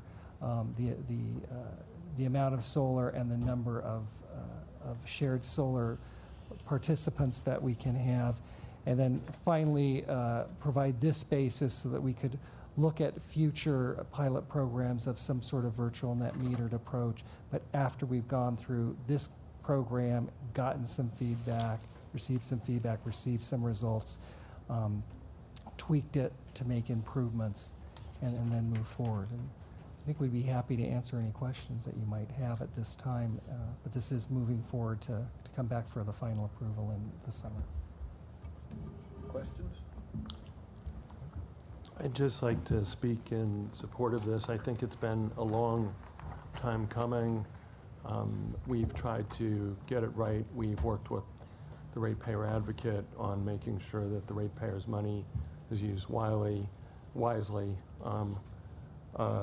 I'd like to make sure that staff, I think it's really important to not make assumptions. When you hear equity, when you hear disadvantage, when you hear this, everybody has a different idea of what that looks like. And so I want to just make sure that when things are being shaped, when grants are being sought, et cetera, that we look at the cultural fluency disparities that have existed that are going to be informed by some of the findings of the equity metrics, because that's one of the reasons that it was instituted. I also want to thank a lot the Repower LA Coalition and the fact that we have a commissioner coming here, one of Mayor Garcetti's commissioners coming here to testify in support of this, and neighborhood councils testifying in support of this, who give their volunteer time, a lot of their volunteer time to, I think, demonstrates the support for continuing this. And the Lane group has been on the tip of the spear on this, so to say, and this has also been a vehicle through which jobs have been created as well for the, whether for our UPCT trainees or for other members of DWP's staff who have assisted in getting these installations done, but not doing them willy-nilly without any consideration of efficiency and providing the ratepayers with the best bang for the buck. So I want to thank you, heartfelt thanks to this, to see it through, and I hope that the other commissioners see things this way, that the experimenting that was done the past 4 years has paid off. We took risks. It didn't always work, but we always had your back. We'll always support you as your board. Ultimately, we have to answer to the ratepayers and continue doing the good work here. Other comments, other questions? Dr. Pickle. We're pleased to see this is moving forward. I think it's important to recognize that this is a pilot because we'll learn a lot doing this. We think there are two areas that pose challenges. One is the billing system integration. And certainly some of that might be hand done early on, but the pilot's not complete unless the billing system at the end is fully integrated in this process. And the other area is the fixed price, whatever it may be, 16.5 cents or whatever it ends up being, offers an inflation hedge. But to have a good hedge, it has to be balanced. And 40% of DWP's costs are labor, where labor can't meaningfully offer a hedge on their costs. And also their other materials. So keeping that hedge or offering it broadly to a high percentage will be a real challenge. So those are the two areas, and this is a pilot. There'll be a lot of learning in the process. Thank you very much. Very encouraging. Yep. So we have just a few slides for virtual net metering, Okay. which I don't know if I need to switch the slide deck or if it's included here. Okay, yeah, someone else has got it. Okay, so we wanted to just spend a couple slides here to explain exactly what virtual net metering is, because there have been a lot of folks that have come to give their support of us looking into whether or not this would make sense for DWP, and I think let's just get right into it. So to recap, net metering allows typically single-family homeowners the ability to install solar on their roof and use that solar. If they're not home, it gets back-fed onto the grid, and they get credit for it. It's a very simple concept, but they get credited at the retail rate. And so what does that look like? I just kind of verbally described it gets back-fed onto the grid. They get credit for it, and here's a graphic that represents that. I just want to jump right into the challenges for multifamily, and you heard a lot of this today. Typically, net metering today in LADWP's service territory is connected on community loads. So that would be hallway lighting, that would be like a rec center if there's a rec center, and there might be community air conditioning and that sort of thing. It's connected to a community load. And that doesn't directly benefit a tenant typically. It could if there was maybe just 4 units and they connected 4 systems. The other way to do it is connecting a solar system for each unit, and I think you saw a couple pictures of what that looks like earlier today. That can be pricey, that can require a significant amount of equipment, and it may not be an efficient way to deploy solar. So what can multifamily complexes do? Today, again, they can connect on community loads, which doesn't directly impact the tenants, or they could do feed-in tariff, which is a great revenue opportunity for the owner of the complex. But again, there's no obligation to pass that revenue on to the tenants. And as we just discussed, shared solar would be exclusively available to multifamily as an option later this year. But beyond that, this is what's available to multifamily today.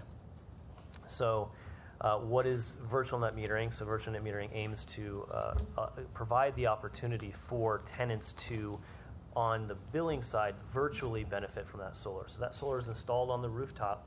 It generates electricity that gets sent back to LADWP, but each tenant would get a certain percentage of it, 5% or 10% or whatever that may be. So their bill would look very, very similar to a single-family homeowner's bill that had solar installed behind the meter. So got a graphic here as well, but this is, again, just to represent that one single solar system on a rooftop would get apportioned virtually on a billing system for those tenants.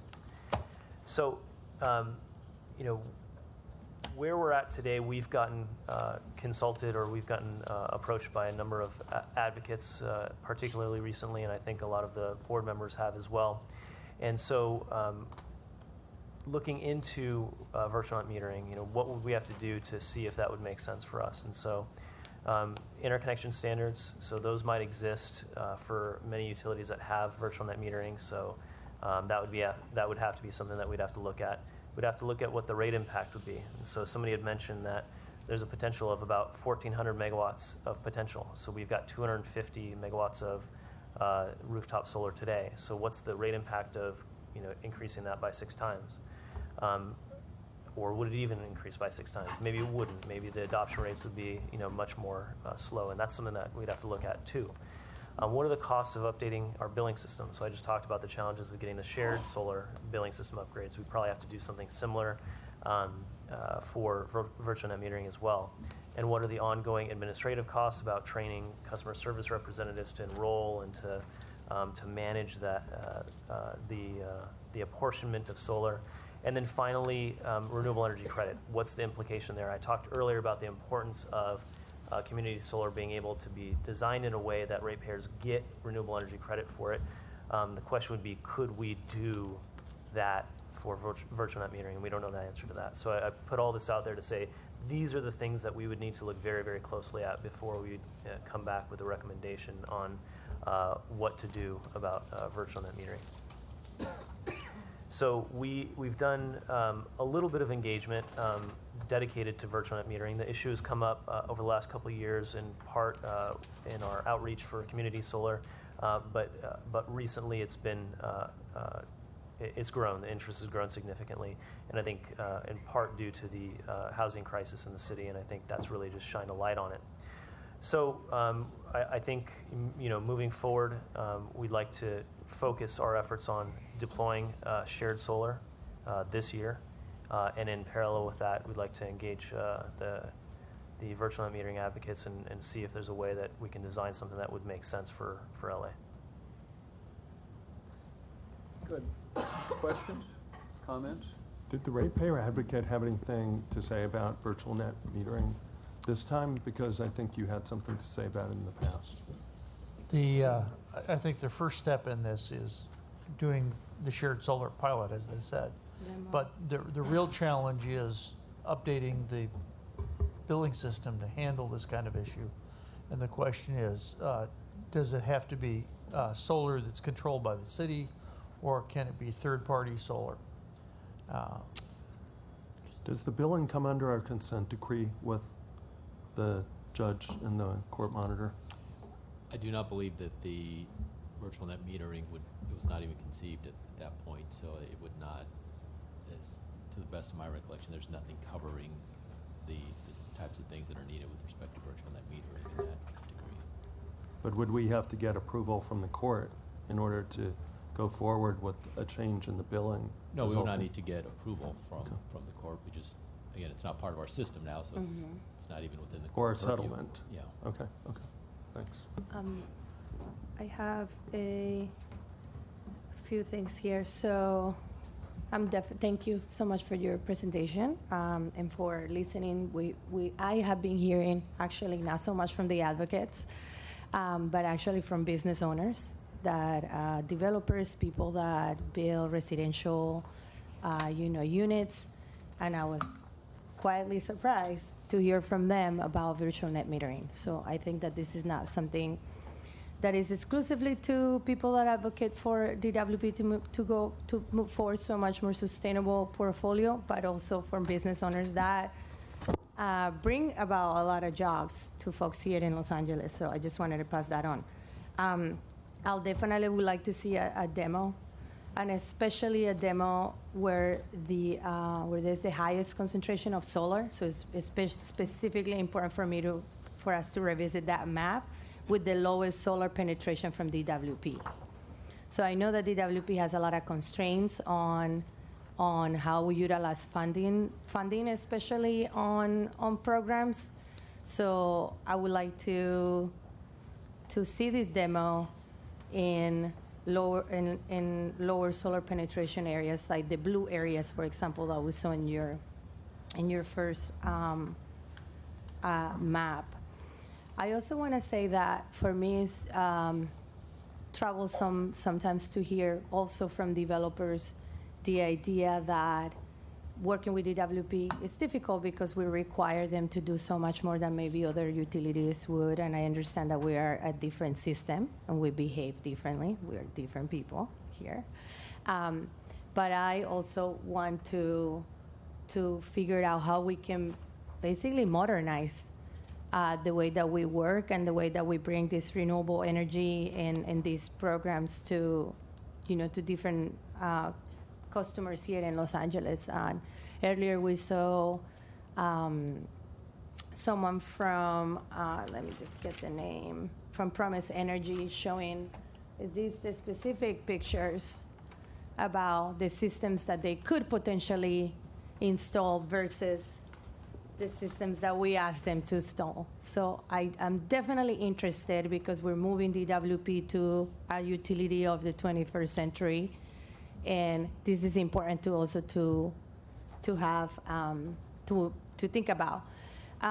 Third, I want to figure out how we can also combine this demo in our 100% renewable study. I'm sure one of the kind of the caution that you mentioned is the load and how this is going to affect the grid. So I also want to see this integrated. I'm assuming that simply because Los Angeles is moving to a much more multi-unit development world, I'm assuming that this is just how we're going to have to really figure this out, because it's just going to be more renters. And I'm assuming maybe in 20, 30, 50 years, who knows if we maybe even going to have a lot of single homes here to host all of the Angelinos that live here. I know that there is an incredible push to support our homeless population here in Los Angeles, and there's a lot of funding coming towards, helping more buildings and more housing for them to transition and just to in-house them. So I also want to figure out how we can work with those stakeholders and those groups. And of course, the Affordable Housing Commission was here earlier, and I have gone to present, and you guys also came with me to support me. So I want to figure out how we can support them. And I know that a lot of folks hear about the constraints and the restrictions that DWP has in terms of not violating any policies or any state law. And I think maybe it will be helpful that in the next presentation we can educate folks about Prop 26 and how those constrain us and constrain them. And how do we interpret Prop 26 and how it affects low income? Because I think it's important to educate our customers about the constraints that we just simply face, and we can't overpass. I mean, I wish, guys, I could overpass Prop 26, but I simply can't. And lastly, we talked about outside funding, and I'm not quite sure if cap and trade will be a source of funding specifically for BNM and even maybe shared solar. So I'm wondering if maybe our sustainability officer, Nancy Sudley, can maybe shine the light around that specific funding or such, or I don't know if maybe we can take advantage of or so. I know that they support a lot of funding for affordable housing in general, but I mean, of course, this is not an affordable housing, or this is not an affordable program from DWP, but definitely let's figure it out how we can make the best out of the resources that we have and bring this demo to the lowest solar penetration, DWP lowest solar penetration with the most solar potential. Thank you. Other questions, other comments? Thank you very much. Thank you. 6C, LADWP rates and equity metrics semi-annual report. As John's coming up to the speaker's area, I would like to talk, last meeting and several meetings, I've had feedback from some board members about can we go out to more neighborhood meetings, share what we're doing with equity metrics, and perhaps evolve our presentation to make it a little easier to understand. So what John's going to do is basically present, as part of our equity metrics presentation, what we would present in the community. So we'd love to hear your feedback as that. And then the second half will be performance metrics. And again, we can include all of that when we go to a neighborhood group, just the equity metrics, the performance metrics, but try to make something a little bit more understandable and easier to share as we move forward. So again, if you don't think this works or you'd like to see something different, or if you think this is great, whatever, we'd love to hear your feedback, because it is, again, an evolution of the presentation that we'd like to make to all of our customers. So thank you, Dean. and John. So we're going to go ahead and start with the first slide and talk about our core values. LADWP's core values as an organization include transparency, equity, and accountability. Equity metrics allow us to see where there are discrepancies in the areas so that we can develop and support existing programs and ensure that discrepancies are addressed. So what is equity? Our services are currently distributed equally to all of our customers, but each customer has different needs. Equity for a utility is offering specialized programs that consider all customer needs, ensuring just, fair, and impartial service. So that brings us to what are equity metrics. Equity metrics are the data that assess how well programs, services, resources, and investments are distributed and used across our customer base. The data is comprised of information about demographic, geographic, and program progress reporting. So what is EMDI? This is the Equity Metrics Data Initiative. Approved by the board in 2016, the Equity Metrics Data Initiative sets overarching department goals. EDMI ensures how we're doing on these goals and allows us to report on our progress semi-annually, February and August. And it also allows us to work with the Ratepayer Advocate and the LA City Energy, Climate Change, and Environmental Justice Committee, formerly the Energy and Environment Committee.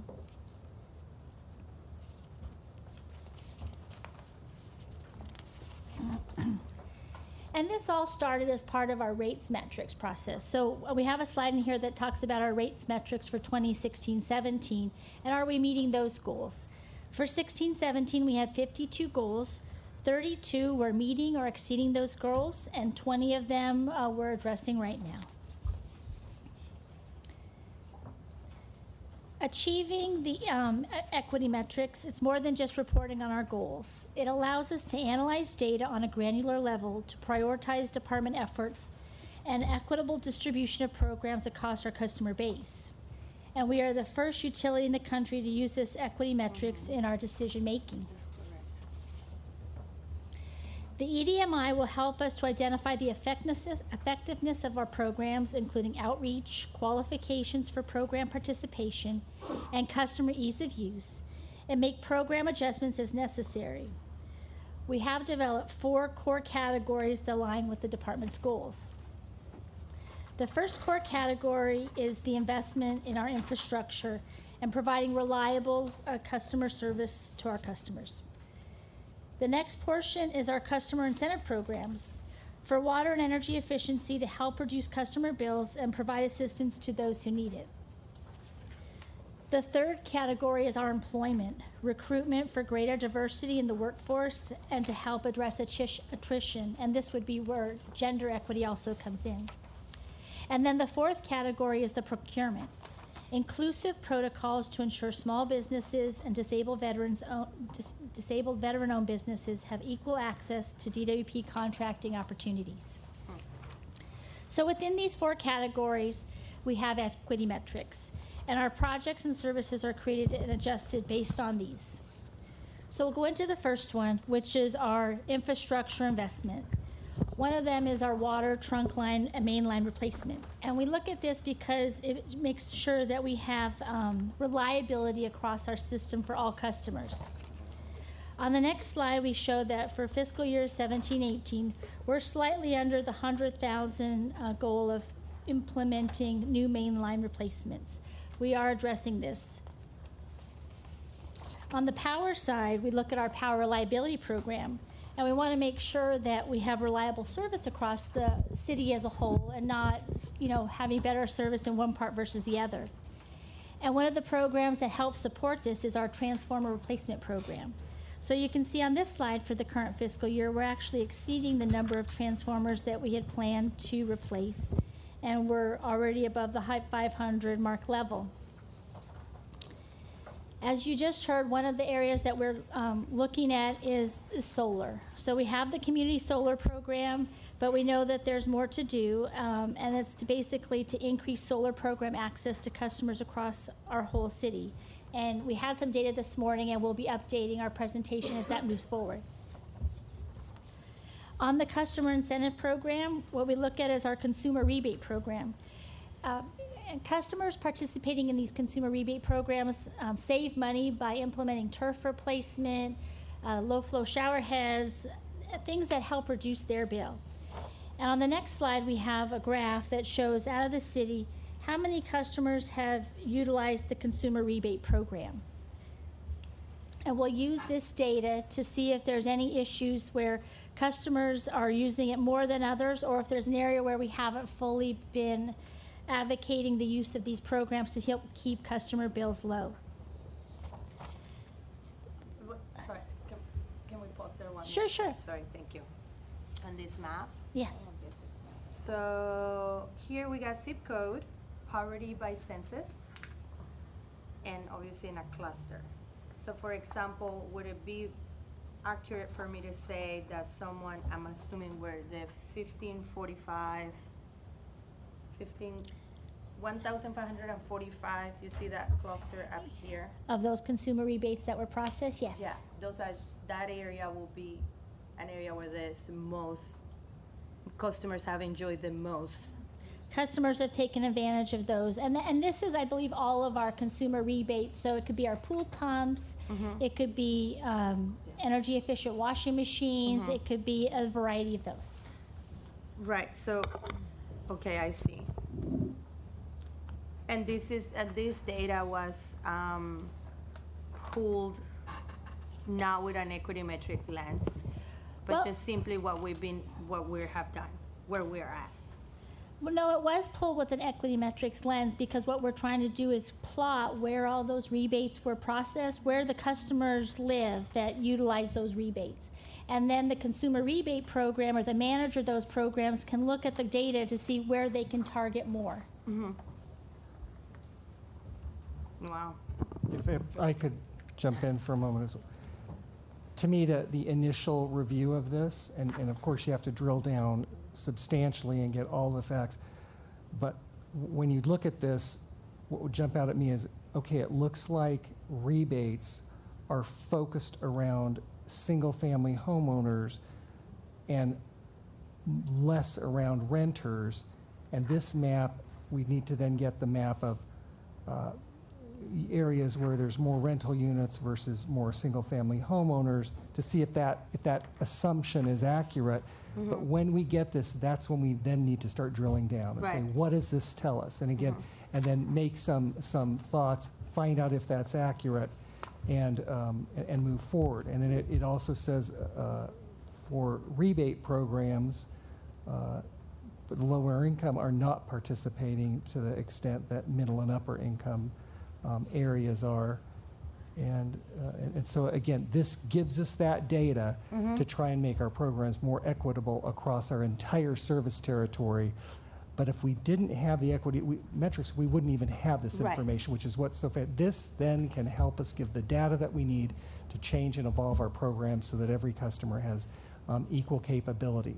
There are different programs, and always will be, to different customer classes, but we may need to make sure there's equity among our programs Right. to different Absolutely. classes, homeowners, renters, everybody, and Yeah, geographically thank you, as because well. I'm looking at the solar, the graphic on solar diversity map, and it's pretty similar. I have a question. I'm sorry, but I don't get this map at all. And I'm not confused. You have the zip code. The legend on the right side, upper right, does not seem to explain anything to me in the map. Like, where do you have a zip code, a council district, a neighborhood council that's somehow in this? I don't get how that speaks to this. Well, I think that what we did is we took for all the rebates that were processed, we looked at where the zip code was where the person utilized the rebate. And that went to that part of the city. So it went to the valley up in the upper left-hand corner and going down. And then on the far right, you looked at the poverty level. So the darker the gray, that's the more impoverished part of the city, you can utilize to see, okay, where were these rebates handled? So we don't have the zip code listed out in the map, but we do have the data plot by zip code. And Commissioner Brock, so this is a screenshot of the system we're using. And on the right-hand side, it indicates map layer. We click on zip code. So all the little boxes on the graph in the background are small, individual zip codes. But if we click on the right, the council district in the system, then the background overlay will be by council district. And then we have another layer basis, clicking on the neighborhood council, then all the background in terms of poverty will be based on neighborhood councils. So we have choices. This is just a screenshot of that system. Okay, so you'll have overlays to further Yes. explain this. That's correct. Well, I must say that this map is far improved what you had the last time. Thank you. I see, yeah. And then, let's see, I lost my train of thought. This doesn't, do you have somewhere what kind of rebates people are getting, whether it's, what they're for? Because it looks like there's so much more in the West Valley. Is that for turf? Is it, what are they getting? This is in aggregate all the rebate that customers are getting, but we do have a breakdown on the items they're receiving. We can map those out too. You can? Yeah. Because that would be interesting to see how, maybe where we're missing it in some areas. I can understand that the turf removal would be more in the valley than, larger lots than in the city, but I'd like to see about other rebates, washers, dryers, refrigerators. How are we giving rebates? We can have a map for the individual program, for example, refrigerator programs or the air conditioning unit, rebate program. So we can break it down to more detailed maps. Okay, now is this the map that if you were going out to make a presentation, is this the map that you would be taking? It will be one of the maps. Because it needs a lot of explanation. Yes.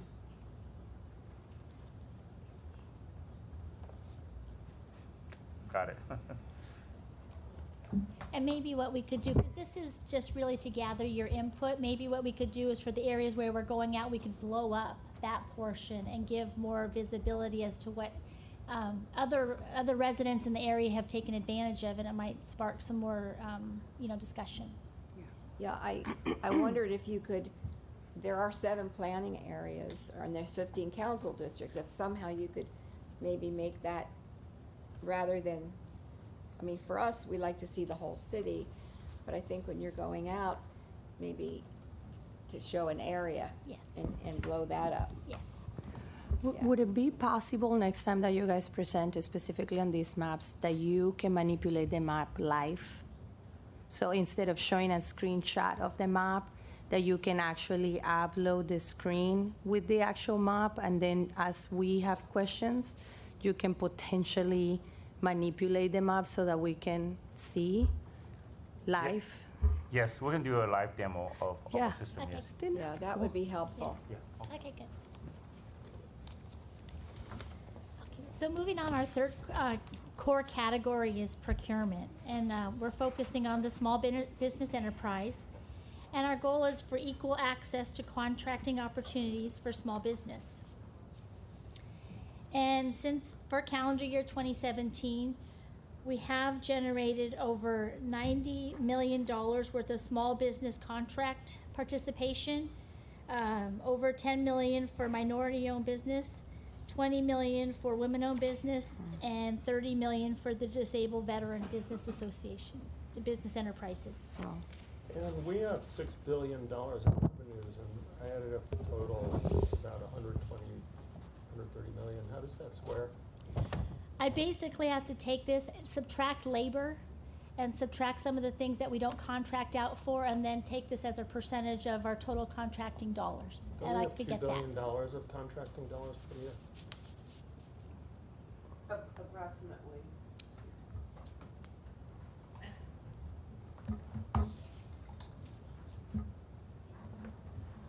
Gwendolyn Williams, Director of Supply Chain Services. Yes, approximately, that's been our recent average, but we don't put goals on equipment. So we have to subtract the dollars that we're awarding equipment on, and it's really mostly on services and construction. Because there just aren't that many opportunities with equipment. Is this a software issue of not tracking? Because that seems like a really low number compared to what I know that we've got, and Commissioner Noonan's motion addressed this, of trying to phase the disclosure of this in once we could integrate the data between what we're spending and what we're actually bidding on. But it seems like a really low number. Well, we buy huge dollars worth of equipment, when we're buying transformers and cable. So it takes, the equation takes a lot of those awards out of the calculation. So to the ratepayer advocate, under General Order 156, that the investor-owned utilities have been required to comply with for procurement and other services. Is equipment included with that reporting that's being done for the past 30 years? I'm not up to date on the equipment component. I was most up to date on fuel, and purchased natural gas was certainly in the area that was included. Yeah, and I'm not sure, but the investor-owned utilities have a lot more flexibility. They don't have competitive bidding requirements. They establish relationships with key minority vendors and set up long-term contracts with them. They don't have Prop 209, that they have to deal with. So it's really not quite an apples-to-apples comparison. I understand that, and I think it's important when we do these reports to just disclose that so that there's no misunderstanding. Part of equity metrics was not just to deal with disparities, but to deal with perceived disparities so we could communicate to the ratepayers and the public why those disparities exist. And they may be structural, systemic, or legal, that we're confined to doing this by. I just look at the numbers here of what we're tracking, and it seems low relative to, and I think that perhaps as the enterprise software gets upgraded, that might facilitate it. But I'm wondering if it's because DWP does not have its own regulator, i.e. the PUC, telling it what to do and how to do equity and supplier diversity and just kind of freestyling diversity and attempts to do diversity without having that structure that the PUC provides through Oh, I don't know general if order. I'd say that we were freestyling, but I think that we could probably do a better job of showing you what these numbers apply to. So if we're only setting goals on services and construction, if we provided you with that total dollar so that you could see what the 90 million is against, it would provide you with a better snapshot. Okay, because part of what we struggled with was we're trying to avoid imposing mandates on ourselves that cost the utility money, the ratepayers money. And yet, we're also trying to get to and send a signal to some of these big contractors that are getting big contracts and model ourselves somewhat off of our sister agencies like LAWA or Metro, with the understanding that they have federal procurement flexibility that gives them much more flexibility to do targeting. And I think it would be important to shine a light on what the universe is. I think that would be very helpful to have. Okay. The fourth area is employment. So hiring and promoting equitably along demographics, and also recruiting underrepresented demographics. On the next slide, you can see the department's makeup, 78% male and 22% female.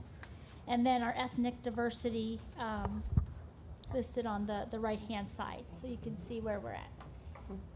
Can I ask Yes. a question? Hiring and promotion demographics.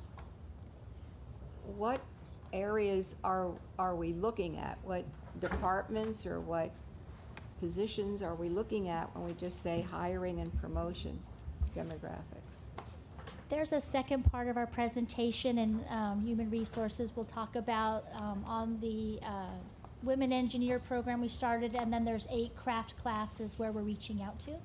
What about out in the field? Does that include as line we people? move forward, Yes. Shannon Pasquale, Director of HR. We're focusing our energies right now, Commissioner Barad, on 8 critical craft classifications, both in water and power, and these are field classes. These are what? Field classes. These are classes that are out in the field.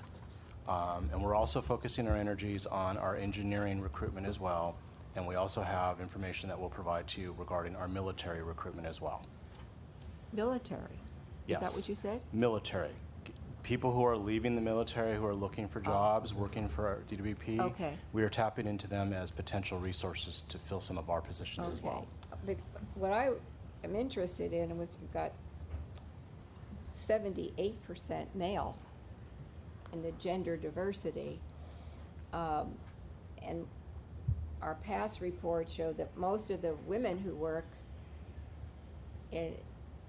here are women engineers.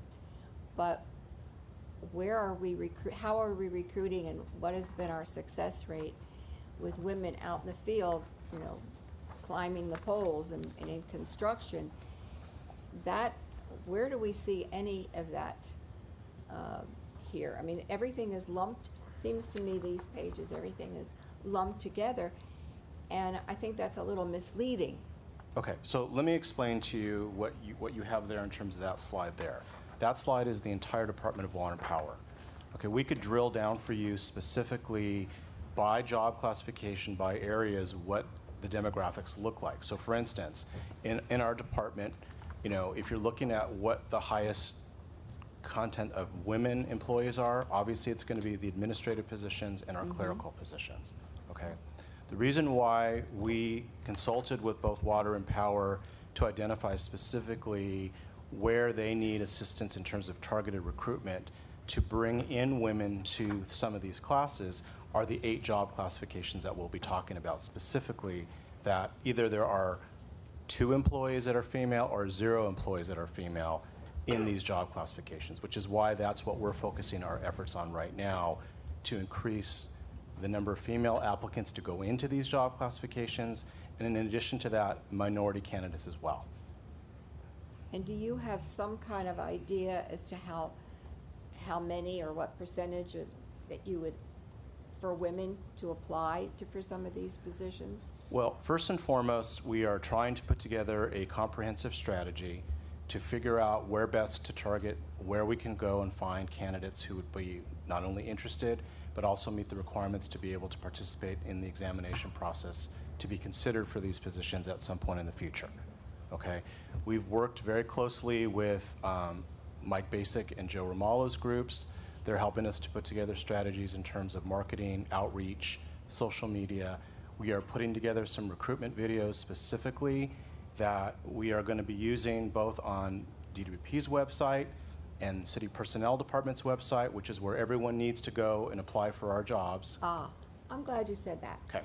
Because at the last meeting, I mentioned how customer unfriendly that was and I gave you an example of someone who wanted to be a line person and could not figure out how to apply, and was told, first you go to the city website, then you look up personnel, then you somehow get to DWP.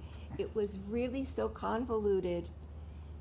Okay, so how are we saying that we're trying to recruit women for these jobs when people don't even know how to go about the process? Okay, so part of what we're working on is our ability to be able to use our website to point people into the direction of city personnel.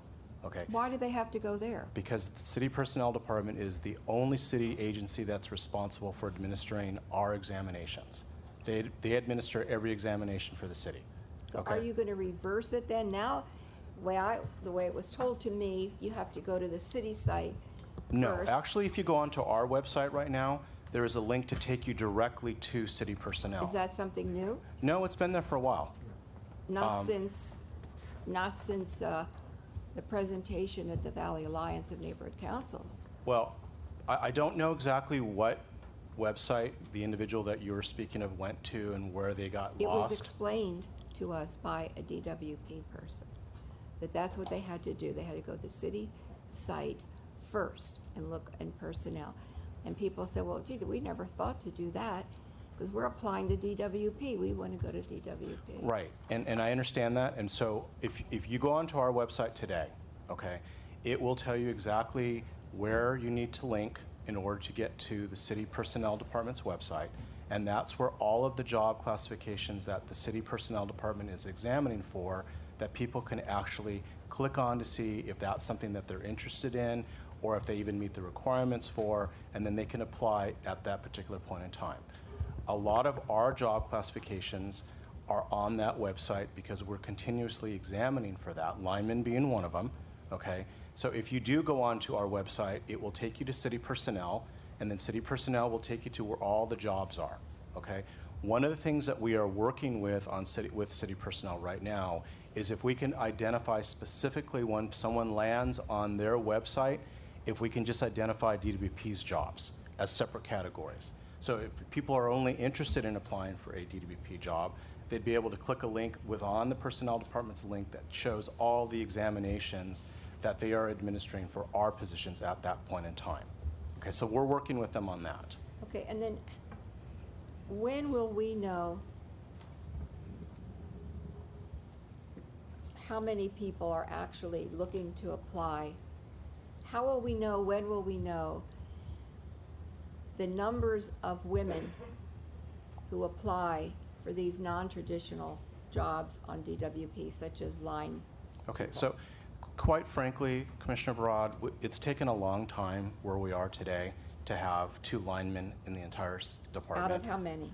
Right now we have, let's see, a total of 512 linemen. We have 2 that are female. All right, but that's nothing to be proud of. No, I'm not suggesting. 512 people and 2 are women? No, I'm not suggesting that it's something to be. When 50% of the population is women? Okay. I'm not suggesting that we're proud of any of this. I'm suggesting that we have challenges that we're trying to overcome through this effort.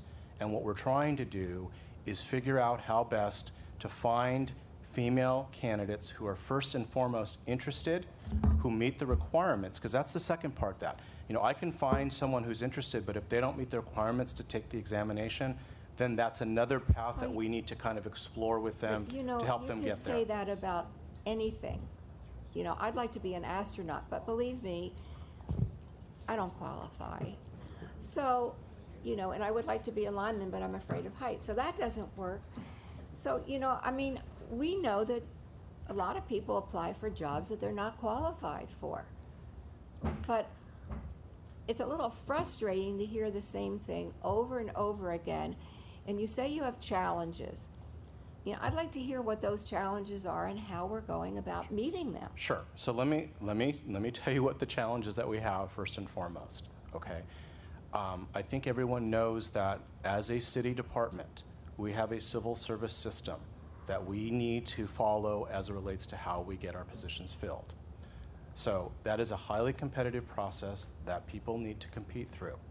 And it's not always the most conducive in terms of our ability to be able to select who we want to select for the positions we want to fill. The process is the process, okay? And when we're talking about some of the classifications that we are trying to focus some targeted initiatives to try to get more female candidates to apply, a lot of these job classifications, when they go to do the examination, there's 2,000 to 3,000 people applying to take the examination. Okay, so by sheer numbers alone, it's difficult to compete for a lot of the positions that we're trying to fill. Well, how do the men get hired then? I don't know the answer to how the men get hired. All I can tell you is that what we're trying to focus on, Commissioner Barad, is changing the way in which we look at our workforce, and we've identified specifically right now through our discussions with both Water and Power, those classifications that they would like to see a lot more female applicants being considered for hire. And that's what we're going to try to do, is get more people in. Shannon, maybe a different way of saying this is, we are making attempts and approaches and directions to increase the candidate pool, number of women in the candidate pool. Yes. We have a difficult time of any sort of specific hiring goals once the civil service process starts. But we absolutely need to increase our marketing efforts to get women to apply for jobs, because if the candidate pool is skewed, we're not going to be able to hire enough women if 95% of the candidates are men. That is where we're looking at the police department and the fire department, who are both, those departments are both well beyond where we should be in how to market their positions to women who want to be firefighters or police officers. We've got to market these positions to women, and then we've got to target market to women who want to work in the field, who want to work as line workers, who want to work on water mains, and that's what the effort is right now, is to get the marketing done so more women apply for the jobs and make, because if we can get to a candidate pool where it's half women and half men, it's likely that we'll get to a place where we can hire half women and half men. With civil service, the biggest, strongest effort has to be to get the candidate pool, the applications on the system. And I did want to add one more thing, and that was, I have asked staff to, what I say, I could create a brochure, but it's an online that says, here's how you apply for a job at LADWP, because I've heard it and I've seen it and I've walked through our system, and it's not unique to LA. It seems government actually makes applying for a job something you need to go take a course in, and it's frustrating. So staff is going through the literally now click on this, now go here, so that it's easier to get into our system to actually apply for a job, because it is a challenge. And the story you share is something that we've heard from others, is I can't even find out where I fill out the application.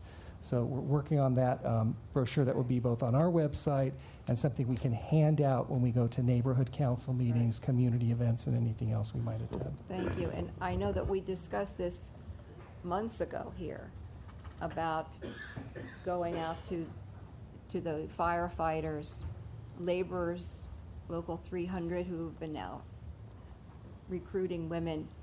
The police department, find out what they're doing, what works, what doesn't.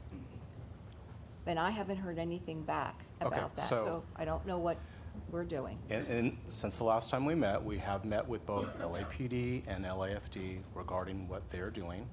They've shared some information for us that we are going to use specifically that's going to help us target where we want to go. I think Commissioner Funderburk had reached out and had suggested that we talk to the RAND Corporation. We've done that. They've given us some information on some of the studies that they have done. We are reviewing those studies. Specifically, they did one on issues in the Air Force with female service members, both recruitment and retention of them after they've served their specific period of time. So we're reviewing this information, and we are going to start putting this stuff together so that we can have a comprehensive strategy going forward. You know, we are going to be relying on others within the organization to help us with this. We are going to work with a power team and a water team as we start to go out and start to do the recruitment, start to do the outreach efforts, start to do the marketing efforts, so that we can get the word out that we are hiring, we're looking, and we're trying to find the best qualified candidates to fill our positions. It's a work in progress, is I guess what I was going to say to you. Yeah, but I think that what our general manager said, I mean, that's the key, that we have to recruit and we have to have that pool to recruit from. And that's what I think needs to be the focus now. Well, and that's what we're focusing on. And then, you know, the next focus, to be honest, is once we get this all settled, then we have to coordinate our efforts with city personnel. Because we need to make sure that when we're going out there and recruiting and getting people interested in these jobs, that we're not telling them, and by the way, come and see us in 2 years when they get the exam again. So we're working towards everything that we need to get to so that at some point, hopefully in the not too distant future, we can report back to you that we are making steady progress in terms of our ability to hire more. I appreciate that, but I guess I would like a definition of the not too distant future. Again, I think a lot of it depends on how quickly we can get city personnel to coordinate the timing of our exams to when we're going to start doing the targeted recruitment. And I can't tell you until we sit down with them and map out specifically where we want to go, what we want to do, and the timing of that. But what we're asked to do is report back to you on a regular basis in terms of our progress. So hopefully the next time we come back to talk to you, we'll have more information about when this is going to be happening, and if we've had some successes in the interim and some of the things that we're also been doing for quite some time now, we can report on that as well. I appreciate that, because when you say in this PowerPoint, hiring and promotion, about 2 different pages, then what does that mean? And I think we need to see something. Well, I think the other thing tangible. too, I think the other thing too that we are having some conversations with Water and Power about right now is, especially with these job classifications where there are no female candidates in them right now, that we need to develop some kind of mentorship program that will help support them as they come into the organization so that they can develop, grow, promote, and they feel welcome. Okay? And that's another component that we're working on, separate and apart from our recruitment initiatives, is to build a support system within the department to be able to support these candidates as they come in so that they can be successful and that they actually stay with us.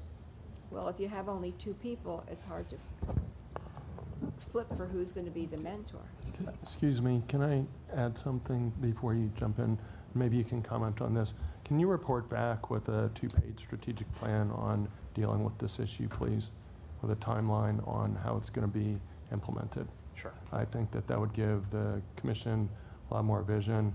I did a lot of research on this issue, and I learned very recently that Mayor Garcetti has a lot to be proud of on what's happened with the fire department, because it's increased by 33%. Well, guess what? It's gone up from 3 to 4%, and they are having real difficulty getting over 3.9 and 4%. And there are, despite all the efforts and energies that are being put into it. So it's not just our issue, but that doesn't mean that we can't have a plan. No, and I agree with you, Commissioner. And I think that having, you know, I can't speak for what the commission might want then in the future, but I don't think they want people spending 100 hours putting together 50 pages of report. But a 2-pager on how this gender workforce issue will be addressed, I think might give people a vision as to where we're headed with it and what our analytical assessment is going to be like. We'll absolutely do that, and we'll bring that back within 60 days. I wanted to share anecdotally, because I think this is so important, what Shannon said about creating an environment that supports women once they're in. Let's go. Okay. Once women come to the workforce, we have to create an environment where they want to stay. And I made a presentation a couple weeks ago on our strategic plan and the vision of gender equity to 200 of our field forces. And I have to bluntly say, it's the first time I've heard strong feedback by our field forces of the desire to increase gender equity within the field forces. I was so just so satisfied with hearing that, because the best recruiters you have are your own employees. And we now have our own employees who are 98% men saying we have got to increase gender equity within the field forces, which means that's a success. Basically, in the long run, that is what is most the highest support of a successful program. So we have our staff across the board looking towards a desire to make this successful. So this slide is our last one that we would use with the public. And we've taken down some notes on your feedback, and we'll incorporate that. But the next part is our reportable metrics to the board and reporting on what we've done. So this slide shows the neighborhood councils that staff has went out to talk to people about equity metrics, and you can see that we've tried to reach all parts of the city. We've also been working with Loyola Marymount University. Study LA conducts the region's largest general social survey and the residents of LA County, and we're trying to utilize that as part of our equity metrics. We're also working with UCLA's Institute of Environment and Sustainability, and we'll examine other equity programs under a larger research contract with UCLA and other local universities over the next 5 years. And we're hoping to develop recommendations, including communication strategy, to improve the usefulness of equity metrics to all. And as an example that we feel like is from equity metrics is our electric vehicle infrastructure program. 2 years ago, we had a budget of about $1.7 million. We've increased this budget to approximately $14.1 million for the upcoming fiscal year. And we've kind of shone a light on where we need to have the EV chargers and spending within the city so that everybody has access to EV program. On the clean energy front, we're working on clean energy projects and services like our EV pole charger installations, our home energy improvement program installations throughout the city. The picture on the right is the solar feed-in tariff project in the San Pedro area, which helps keep air clean for the residents out there. And we feel that that's beneficial because it helps reduce our greenhouse gas levels, and through some of these programs, we've been able to beat some of the scheduled greenhouse gas emissions reductions, which benefits the city as a whole. On the hiring portion of it, we feel that the outreach and recruitment, the Society of Women Engineers affiliate group that we've just started up is a step that we've been able to move forward since our last reporting period. And then I think Shannon has already had a chance to talk about the targeted recruitment for candidates in the engineering associate and the 8 critical job classifications, which we will report back on with that 2-page strategic plan. But we also have increased the proposed budget by an additional $1 million so that we could keep this effort moving forward. And then on the procurement slide, Supply Chain Services has done participation in over 30 outreach events. And they've also hosted over 20 introduction meetings with small business enterprises to see if there are opportunities at the department. Additional goals on the procurement for 2018 was to initiate targeted outreach effort to SBEs DVBE's minority and women-owned businesses, LGBT, based on categories, and tie that to anticipated procurement. Initiate a 2018 SB Professional Service Academy at USC. Host women vendor fairs with targeted increasing of women business enterprise participation. And initiate prompt payments to SBEs and disabled veteran subcontractors. So our next steps is continuing to refine equity and rate metrics reporting, continue to monitor and measure overall performance to align with metric targets, continue to review, identify, and propose necessary additions, deletions, or modifications to establish metrics, and then focus on areas for improvement. So we will be working on this, and we'll be reporting back in August of 2018. Yeah, I now remember. And that concludes our report. I had neglected to call the speaker cards, which I should have done first. So before asking if there are any other questions or comments from commissioners, there are 3 speaker cards on this. Yes. Okay, the first speaker is Max Shorty, and after that, Jorge Madrid.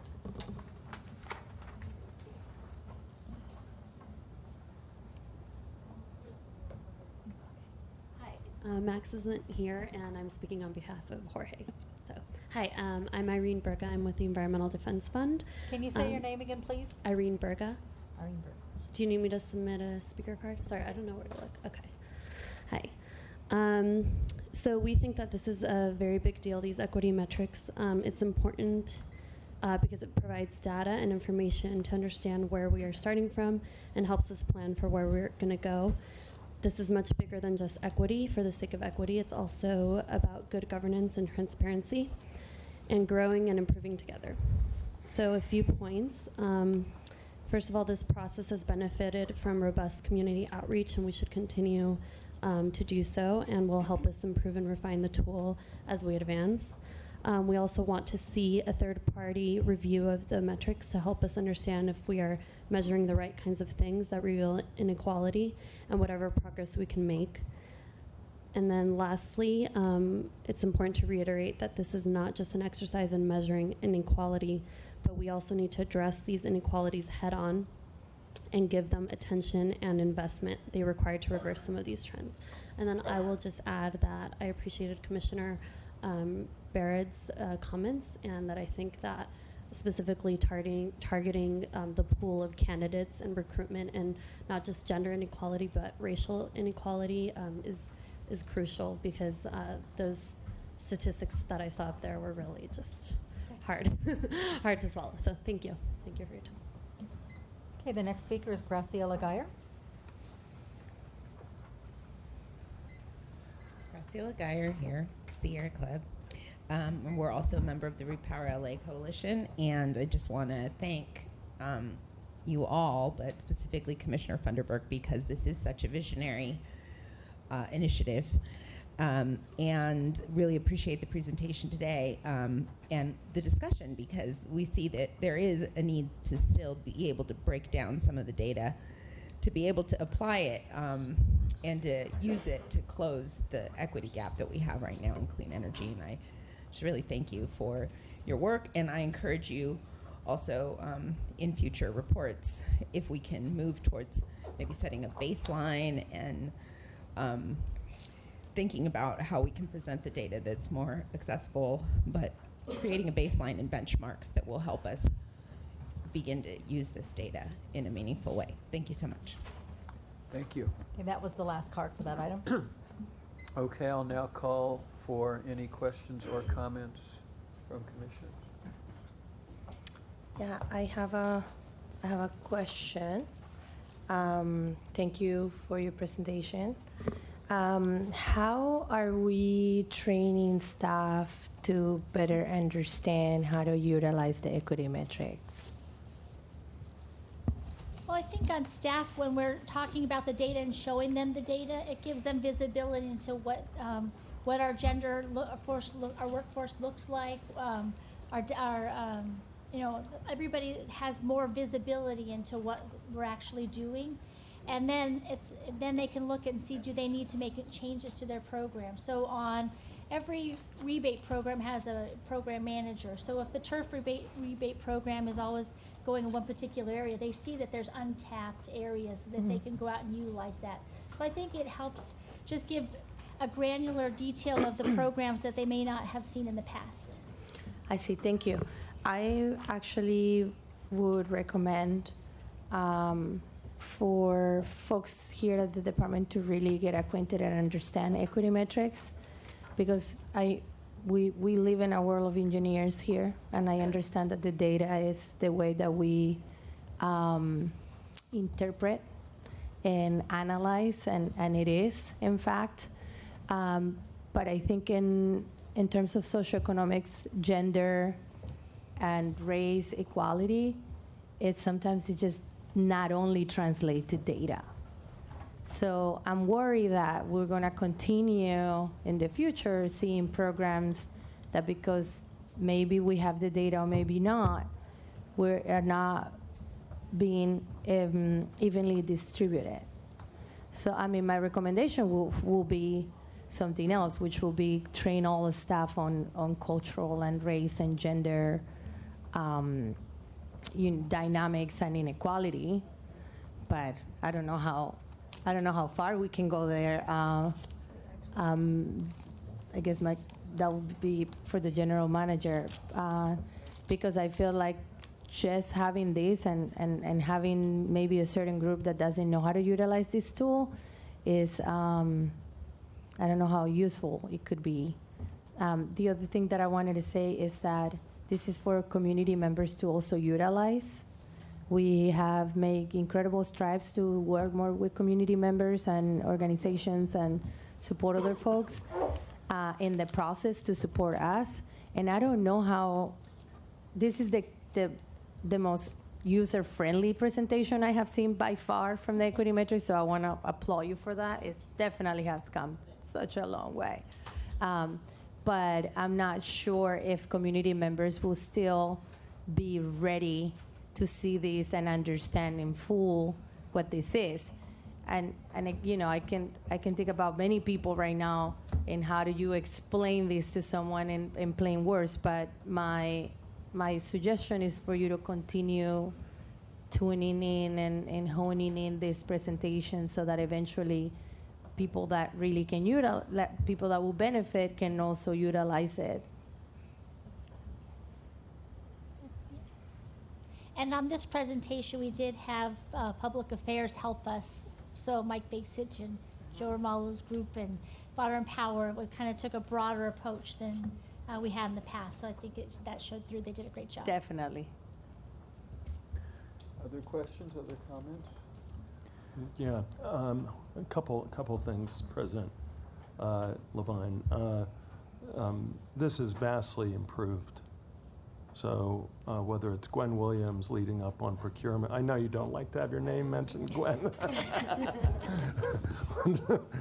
John Chen, who's suffered and survived the process of making this, and has a lot of the numbers in his head. Shannon Pasquale, who's kind of got our employment under wraps, and Dave Wright, Marty, Donna, and your whole team have done amazing work with limited resources. I know that you haven't had a lot of time to do everything at once, but it's getting better. I think that the comment I've heard from the mayor's office, which I'm sure you will have heard, is that we need to move toward better interactivity generally. So I think the comment that Commissioner Vasquez said as to Commissioner Noonan's motion, which I always like to look out for because it gets overlooked, and the work that she put in gets overlooked. Moving on procurement to something that's accounts for more than what we're accounting for. And we might have to look at some of our history, because my understanding is that the previous administration did have some more success in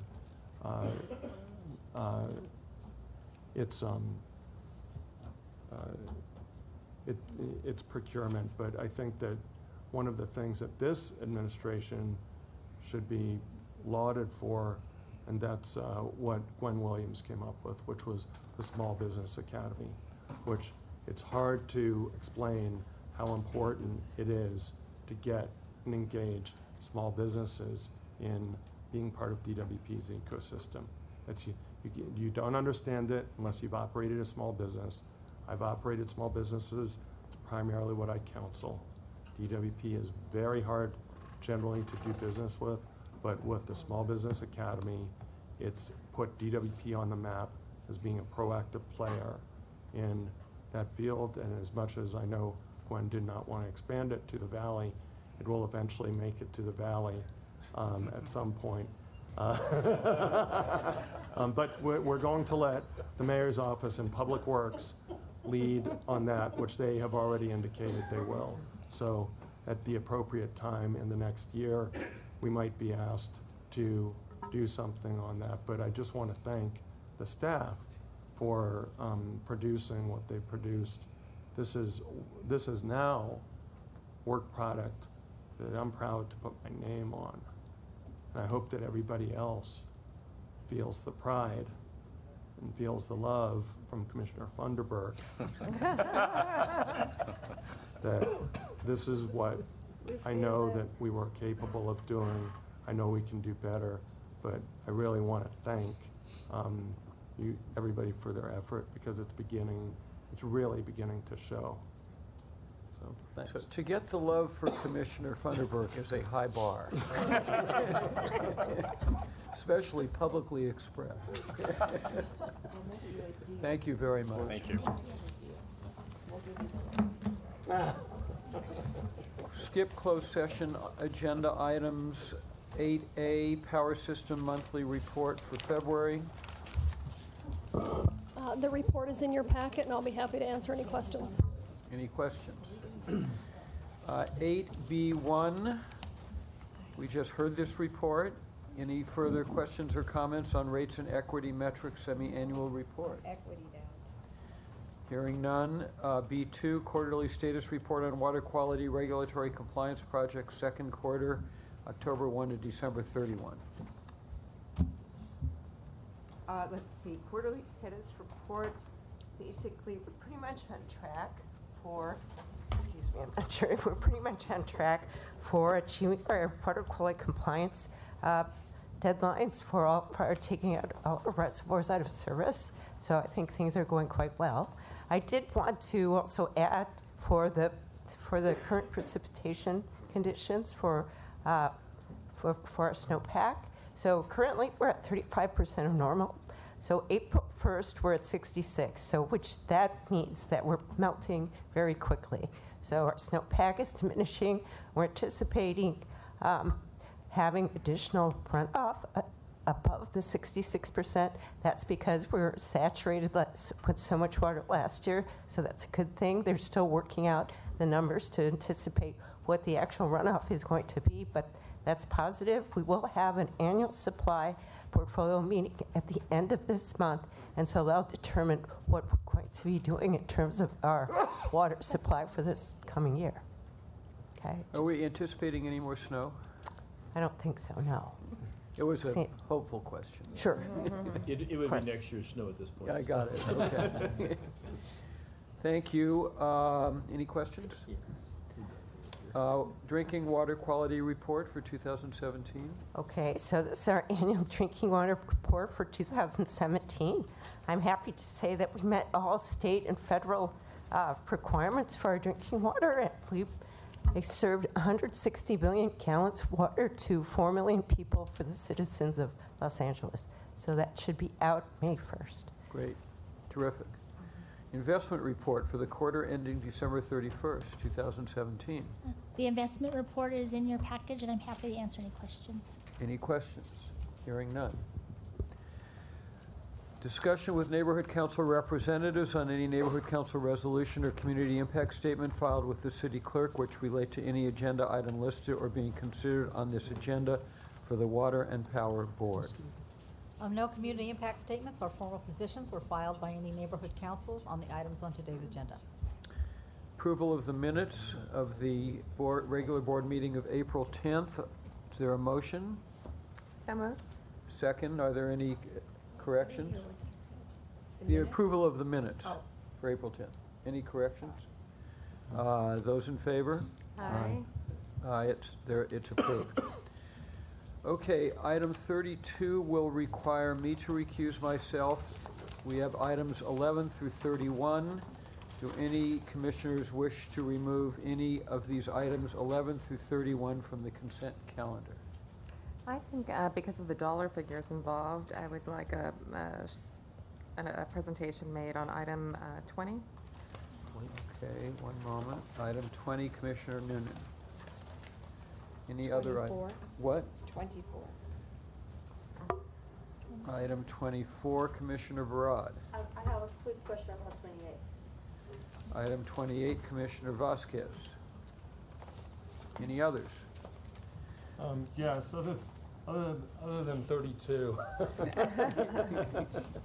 No, it was brought to my attention that I did not include Commissioner Barad in my thanks for equity metrics, so I just want to make sure the record reflects that in the minutes that I did thank her. Spell it right. And I, and B-A-R-R, that it be is that spelled right. B-A-R-R. B-A-R. That will be included, got it. Okay, so is there a motion to approve items 11, 12, 13, 14, 15, 16, 17, 18, 19, 21, 22, 23, 25, 26, 27, 29, 30, and 31. So moved. Second, those in favor? Aye. Those are all approved. So we have to consider items 20, 24, 28, and 32. Commissioner Noonan, item 20. So for this item, we will have Louis Ting, our Director of Planning, as well as Eric Montag, present on the mandate we had to look into energy storage to counteract the effects of Aliso Canyon. Good afternoon, Commissioner, President, Commissioners. We're here to report back on the energy storage initiative with regards to the Senate Bill 801 that was passed into legislation last year in 2017. And I'm going to go over real quickly, and if you have any questions, please do ask. During the presentation, I don't have any. Stern. Oh, That was Stern, Henry Stern. that's correct. Okay.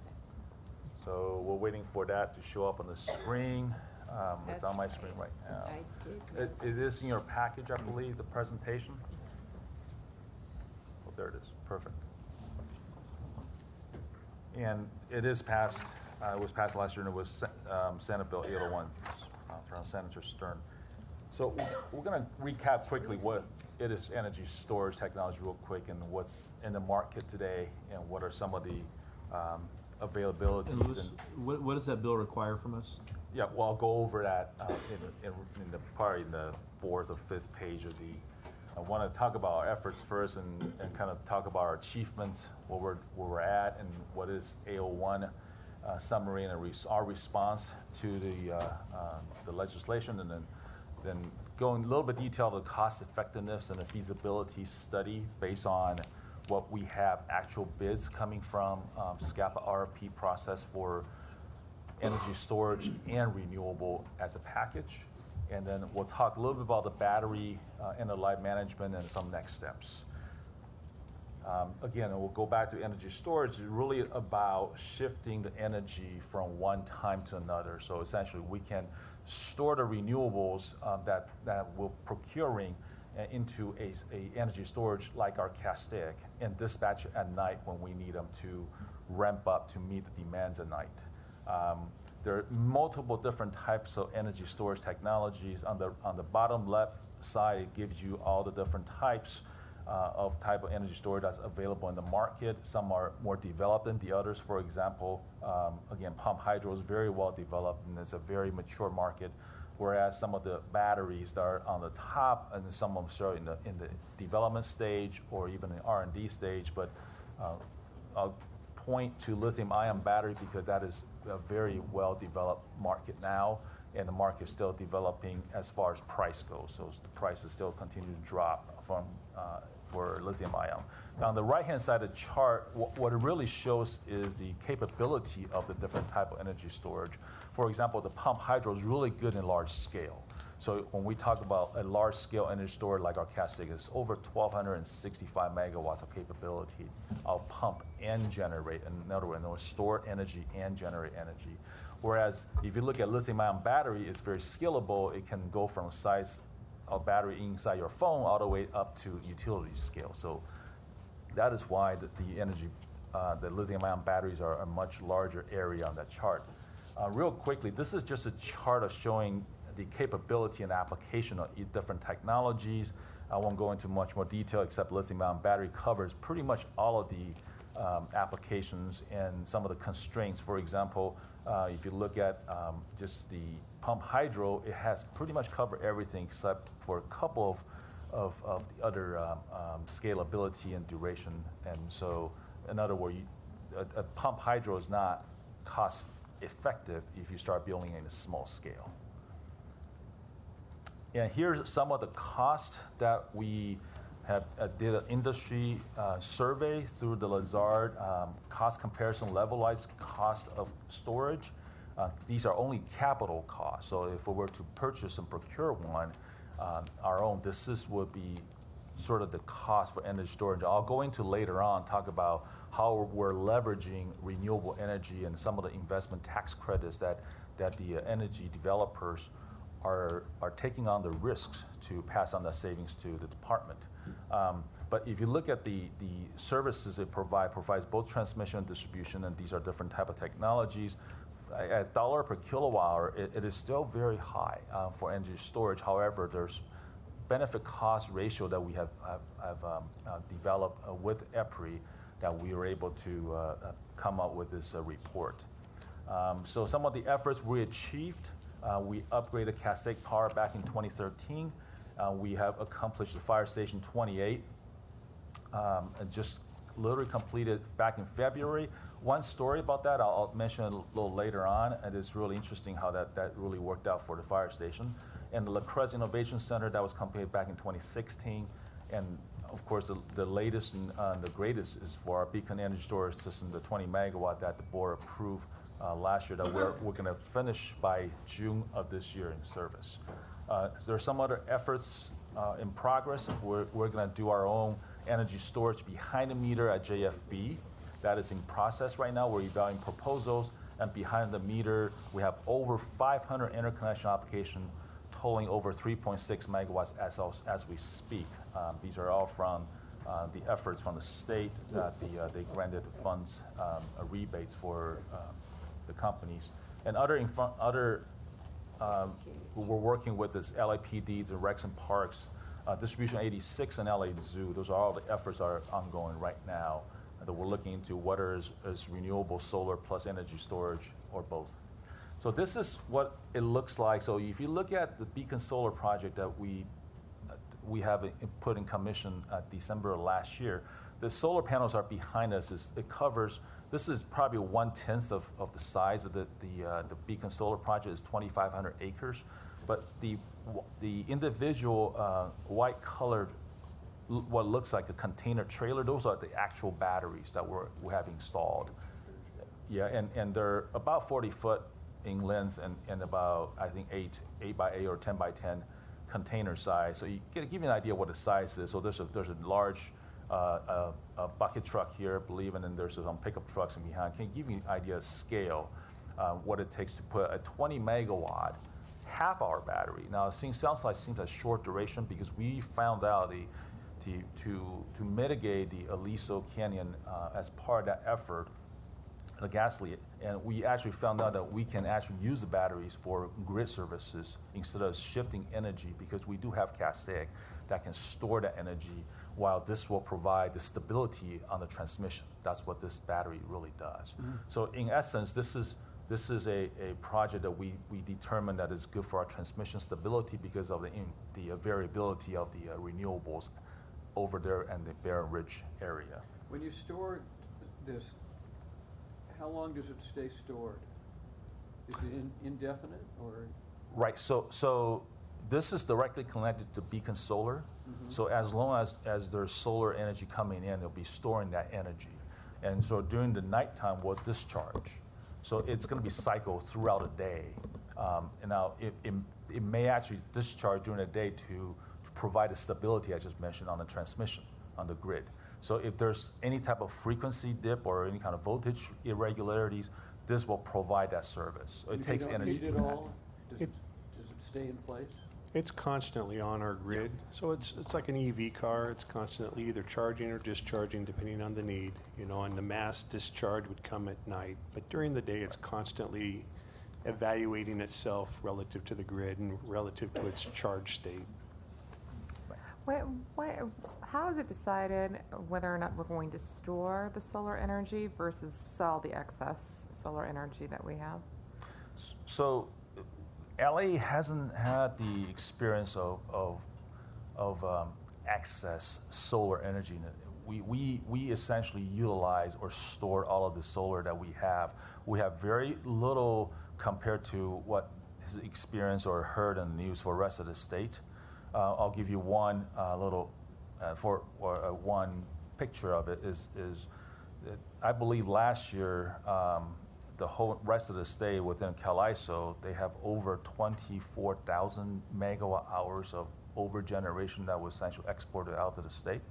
The department has, and due to overgeneration, not due to unforeseen events and so forth, due to overgeneration of solar that the system cannot use. So we did a quick review of our system. We believe we're around 500, so 500 megawatt hours. So if you take a look at scale-wise, we're 1/10 of the electric demand for the state, but we're definitely not 1/10 in the overgeneration. So 1/10 would have been 2,400 megawatt hours. One of the issues with that also is that when there's overgeneration, everybody has it at the same time pretty much. And so there's not necessarily a market to sell it to. I mean, you have situations where Germany's actually had to pay other countries to take electrical energy. Yes. So luckily we're not in that situation, but that's also where the energy imbalance market will help and plug into that so that we can really use our energy more efficiently and take advantage of real-time trading and things. And Castake also adds to that. When we have an overgen situation, we can pump during the day. Normally we pump at night when it's cheap. Now we pump during the day. It's sort of its own stored energy in itself from that perspective using solar. So one of your points on how do you make that decision on whether you use it, store it, or sell it? This type of battery is not designed for that application. If you had a 4-hour battery, those would be, or an 8-hour, that's what you would use maybe to arbitrage the different price in the market and discharge it based on the economics, but not for this type. This is designed for grid services. So I mentioned a little bit about Fire Station 28. This fire station located literally a few blocks away from the entry to Aliso Canyon in Porter Ranch. And the interesting story about that is after it's put in service this past February, the fire station experienced an outage. And instead of firing up the diesel generator, the battery actually came into use. So there's a component of doing demand response and energy storage, and also for energy arbitrage or shifting. It actually provided resiliency for the fire station that they didn't have to fire the diesel generator, which is really a good story. La Crez Innovation Center that was put in back in 2016 it has a very good size and batteries over 60 kilowatts, and it actually stores the solar and has solar on site. Is there a dollar price value on that arbitrage over time in terms of what our models say? The arbitrage, that's mispricing of. So if we look at our average energy cost, And if you look at to fire up a gas generator at night, because we have Yep. to ramp up ductwork, that will be the cost. Now, in the CalISO market, they definitely have a very different pricing at night than during daytime. And like, how much do we make on the arbitrage over time, like over a year? So we're currently not actively participating in the arbitrage because we have to meet our own needs. Now, when we get into EIM market, and when we go into I was going to say, it sounded a little bit like the imbalance market, but we're dealing with that through Pacific Corp, right? Or we're voluntarily participating in it. Am I confusing apples and oranges a lot? Right. So once the EIM is in place, implemented by 2020, we will have the ability to trade that in real time. Okay. So right now we're using it in our system. So for a Senate bill summary, essentially requires us to do 4 things. There's a very specific language that direct Los Angeles Water and Power to do 4 things. Essentially determine the cost effectiveness and feasibility of deploying, which means procurement, a minimum aggregate of 100 megawatt 4-hour energy storage project. So that's 400 megawatt hours. And we need to determine that by June of 2018. That's number 1. The other one is to look at energy storage solution after June 1st, 2018, if we determine that procuring is cost effective and feasible. And we also have to maximize user demand response, renewable energy resources, and energy efficiency to reduce demand in Aliso Canyon welfare impacted area, which affects Los Angeles, and to make publicly available electrical grid data to enable distributed energy resources and target solutions for our area. And I will go in a little more detail on each one of these, and what have we done regarding these efforts. So for the 400 megawatt hour, the 100 megawatt 4-hour, the cost effective study, we actually engaged Electrical Power Research Institute, EPRI, to perform an in-depth cost-effective study. In fact, they used a software that was funded by California Energy Commission. It's called a storage value estimation tool. It's a very sophisticated tool that takes account our costs and our energy costs and our different type of energy costs, like spending reserve and contingency, and look at that and look at our generation profile during the spring, summer, winter, and fall, and look at all that and put that into the model, see where energy storage can be cost effective. And we did a general feasibility review on our entire system, see where our low-hanging fruits are to install these energy storage in front of the meter and behind the meter. We look at the use of distributed energy resources more on renewable energy resources, and then we also did the data availability, and there's some recommendations that we'll present a little bit later. So going back to 2015, after that, since the Aliso Canyon leak, these are all of our accomplishment on renewable energy and also the EE programs, the DR and summer shift. So 150 megawatt solar and 20 megawatt storage have been installed to serve the city. That's enough for 47,000 homes. And energy efficiency program will pay out over $300,000 in energy efficiency rebates, how homeowners business save money and also save energy. Demand response program, we actually achieved 30 megawatts in 2016 and 25 in 2017. And the reason for reduction in that is because there's actually longer duration in 2016 for high demand days than 2017, but we had a peak in 2017. So summer shift program, same thing. We shifted energy so for our customers, and we achieved that 50 megawatts in 2017.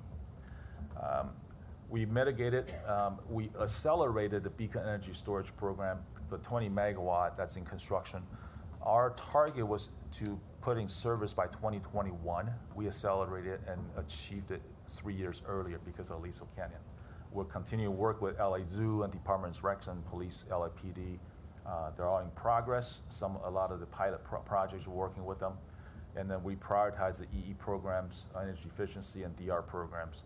And all of these solar incentive, which we still have, and the solar rooftops, and a feeding tariff, and utility bill solar, and the large scale when we're looking at some of these large scale ones, which I'll go over now. one of the requirements for SBA 01 is to make our data publicly available, and we believe the best process is going through a California Public Records Act, and we have a very robust system on our website that people can file for data requests, and that'll go through a process that's already very well established within the department.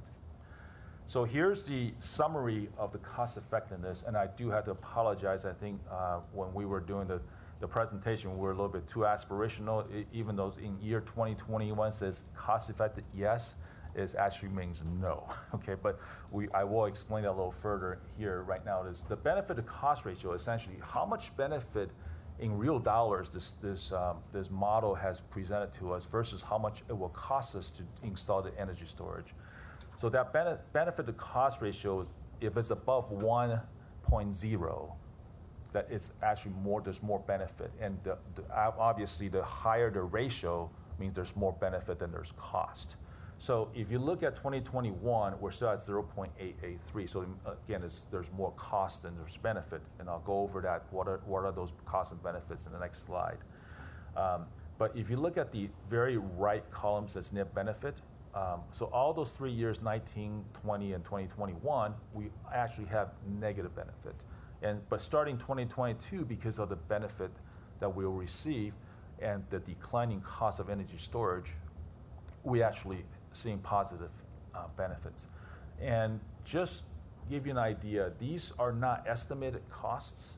So if you look at the orange bars that are declining, those are actual energy storage projects that we receive from proposals through the SCAPA RFP process. So these are actual bids. These are not estimates from the industry.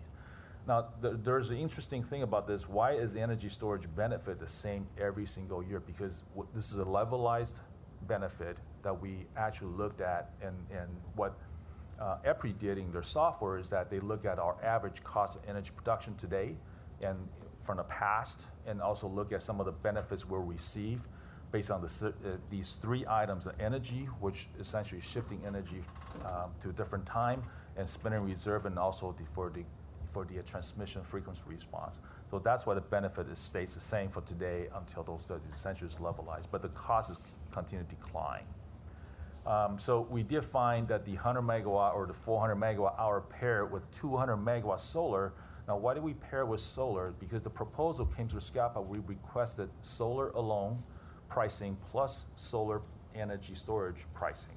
So with that in mind, we look at the pricing of those and determine that because there's still a 30% and declining after 2021 of investment tax credit from the federal government, that they're able to lower the energy storage costs by that same amount. So that's why we pair that with, leverage it with the solar projects. And we look at our transmission upgrades that are coming, which we'll do a presentation in the next board meeting. Essentially, it's in alignment with our energy storage installation target. So by 2022, we'll have more than sufficient amount of transmission available to bring this energy back into the Los Angeles grid. So here's what we have done, and I know the board has asked us to look into what happens after these batteries reaches end of life, which typically is about 7 to 10 years, these lithium ions.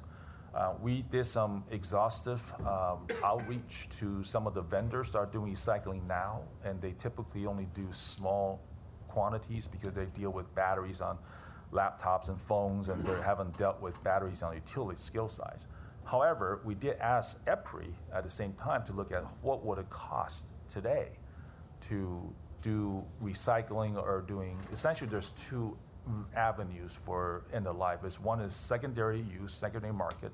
So if you look at, there's the BMW's already did this, use an EV battery coupled with photovoltaic solar, and did an EV fast charger, UCSD. That's a pilot project they have.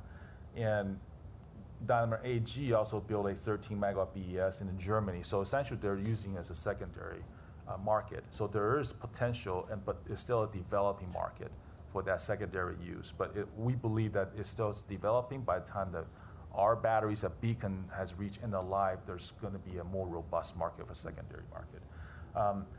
Right now there's very limited lithium-ion recycling policy research and development in the United States. And there's also very limited, believe it or not, overseas. We even reach out to some of the large lithium-ion battery manufacturers, and at the end of the day, we're not satisfied with their answers at this point.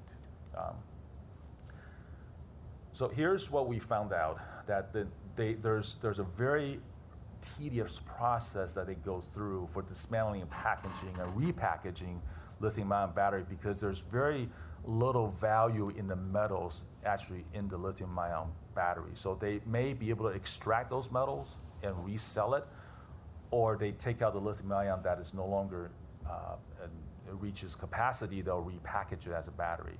Again, these are all very expensive processes at this point. I don't think there's enough research and development at this point.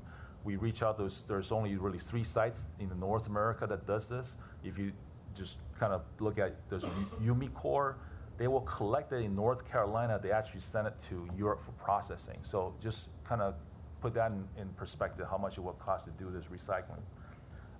There's a cell discharge, there's milling, there's actual mechanical milling on it, electrolyte removal, material separation, there's purification of the material, and then reconstruction. So very, very expensive processes right at this point. So this is the estimated cost to do a recycling, not a secondary market, not to resell it, but just kind of focus on if we had to recycle completely of our beacon energy storage, and we don't believe that's going to happen, because any time during the end of life, not all of them is going to fail at once. So we believe that just to do recycling for beacon, it'll cost about $1 million to $1.5 million to do recycling of those batteries at beacon. So it's about 5% of the costs of the beacon energy storage at this point. But we believe in 7 to 10 years that recycling market will be more developed, potentially price may be driven down. So next steps, so we'll continue building partnership with external stakeholders, include customer and vendors to do energy storage solutions. We are currently looking at the proposal, evaluating the proposals of solar and energy storage and potentially other renewable plus energy storage, and to be put in service by 2022. So that is based on the SB 801's requirements. Questions? And there is one more next step that we're doing with Beacon, and that's the training of our people right now. This is a pilot program. It's a pretty big utility built size, so we're getting our operations and maintenance people trained up through this contractor that we have. So that, and we're going to be commissioning. So there's some pretty significant things coming up within the next month or two. So this is a report. That's correct. To respond to SB 801. That's it. And I would assume, given the author of SB 801, that if not his principal interest, one of his principal interests is how does this relate to Aliso? And how does it in terms of whether this capability would provide sufficient product for Aliso, so that those advocating for not resuming the use of the gas would be comforted. So that's an excellent question, Commissioner President. If I may take a step back, this is really a much bigger picture of reducing our gas use, especially for in-basin. So as we continue upgrade our transmission, which we are in the process of doing, in order to bring more renewable energy back into the LA Basin. And in order to do a scale as 100 megawatt or 400 megawatt energy storage project, it is a monumental step. Just to give you an idea, we're talking maybe a 14 kilowatt hour battery at the fire station. This is 100 megawatt, which is 1,000 times much bigger, right? Mm-hmm. So in order to kind of accelerate this process, and we are accelerating, but doing it cost effectively and feasible, and line up with our transmission project, we will continue to reduce the dependency of gas as long as the grid is reliable, and that's the key. What energy storage does is because of the investment tax credit at this point, we're able to add more renewable into our portfolio, which we are mandated to do by 2030 to reach 50%. We need to start looking at renewable, but because of the drop in prices of energy storage, that will help us to accelerate the renewable adaptation into our grid. And arguably, I would assume, when you look at these numbers of the drop in prices that you've outlined, it would be financially irresponsible to move prematurely. And that's why the cost effectiveness study shows that it's not cost effective in 2019, 20, or 21. But we'll continue to better that model too. I mean, we're working very closely at this point. Our staff will be trained using the storage vet, and they're going to develop that storage vet to include all resources, not just for energy storage. And what you're asking for us today to approve is to send this report along? Is that? It's just to approve the report. Yeah, okay. And then the SBO one actually asked us to work with our city council, so we will do the presentation at the city council, not for approval. Got it. Yeah. Also, importantly, Louis and Wendy Yancey were up in Sacramento on Thursday and met with Stern and went over the report and all the great things LA is doing regarding energy storage and the benefits of when the benefits would materialize and make sense to do the procurement. When you met with Senator Stern, did you raise the issue of the bill that he dropped in with regard to Metro? That was the main reason we were there on Thursday. At some point, It was a successful trip. Okay, that's my question. You were more successful than I was with my outreach to him. That's good. I'm glad you were. It was a team effort. Truly a team effort. Other questions or comments on this excellent report? Good report. Thank you. Thank you very much. Thank you. So is there a motion to approve the report? So moved. Second. Those in favor? Aye. It's approved unanimously. Thank you. It was very good that you asked for that. Thank you. Commissioner Barad, item 24. Okay.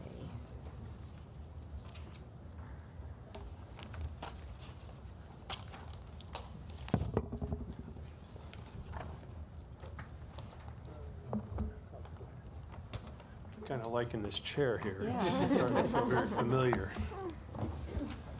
Just have some questions to clarify. What research institutions are currently conducting research and development regarding 100% renewable energy? Well, there's many consultants that are doing this kind of study. We had one from the Food and Water Watch, Synapse, do it. So there's many different consultants and engineering firms doing this. Does that answer your question specifically? Well, because the report mentions that there are research institutions, but it doesn't say, you know, which institutions. And where do we, is there someone or some place that we can go to find out what's happening and who's doing what with renewable energy? Right, so the motion was specific to engage in the Department of Energy. And within the Department of Energy, they manage a series of labs. And one lab very specific to renewables is the National Renewable Energy Lab. And that's what this contract's all about. We're engaging in a 3-year contract with them to look at the study of what investments it would take to get to 100%. And this is an engineering, but it's also a very innovative research and development lab as well. So it's not just about what's available today, but what could be available in the next 10 to 15, 20 years. And it goes beyond just renewable energy from the electricity point of view, which is DWP. It goes into the other 3 sectors of renewable energy, which is the heat and cooling, transportation, electrification. NREL has a vast degree of background in these areas, and those will be brought into this study as well. I would caution that one of the reasons we're engaging them is that they're recognized and have expertise in this area. That's right. There are others producing studies that have no expertise in this area, such as one that Eric mentioned earlier. And so it's important to make sure you have a credible resource. I won't judge that. I'll just say that there are others out there, and I think we got the best. Well, that's good. How do you identify environmental justice neighborhoods? What metrics do you use to identify that? So right now, what we've done, so that's one of the motions. It came last, the impacts of the environmental justice in this study. And what NRAIL will do is they will engage in a stakeholder process. We haven't established metrics yet because this contract, they're not full bore into this yet. They've been just sort of setting it up for the study. So we're not at the stage yet to lay out a whole bunch of metrics on how we're going to be gauging that at this point. But at this point, how do you define environmental justice neighborhoods? So much of the stuff that we would probably engage with would be through the AG group. Remember, understand that this study is really a DWP removed study. It is about NRAIL project managing a group of about 40 external stakeholders, and from the environmental, from the neighborhood councils, from big customers. These groups will help NRAIL shape how this study is going to meet the needs of the motions. Would be something like houses that are next to power plants or freeways where there's a lot of emissions? Yes. Yes, that would be part of it, part of stuff that they will develop beyond just stuff like that. But yeah, it will be similar to what you saw with the solar. What areas are economically challenged? How can we, because remember, part of this study is also determining the economic impacts as well, job creation. Right. So there's multiple areas beyond just the GHG impacts. It's also the economic impact that we can generate new jobs to the local economy. Okay. I wanted to ask you and the ratepayer advocate, what is the impact of 100% renewable? What's the future on electrical rates for DWP and identifying neighborhoods? Because I think there's something where you're quoted that the ratepayer advocate that said that there would be an impact, but what do you say is the impact? That's the purpose of this study, is to determine that. So this study will study the investments. It will study what impact those investments have. And then part of the motion that came out, I believe it was the second one back in September, had to do with September 2016, had to bring in the ratepayer advocate to do an analysis of this study once we get it, the modeling done. The ratepayer is involved in this process. We're just not at that stage yet to be able to come up with any decisive numbers or facts or anything. Okay. So what we're saying now is that we don't know what that impact Not yet. would be. That's right. And a lot of it's not necessarily where we're going. We know where we want to go. It's how fast you want to get there and at what cost. And so, Right. as Dave said many times in the past, where we are in 2040, 2050 will be very different than where we are now. But if we accelerate those goals to, say 2025 or something like that, it changes the economics Yes. dramatically. And so that's is to get those answers to those questions so we can really chart our course okay. and how much we can do and how affordable it is and what those impacts on the community are and our ratepayers are. And it isn't just impacts on cost, are there impacts on reliability? Yeah. So when will we have some kind of report back?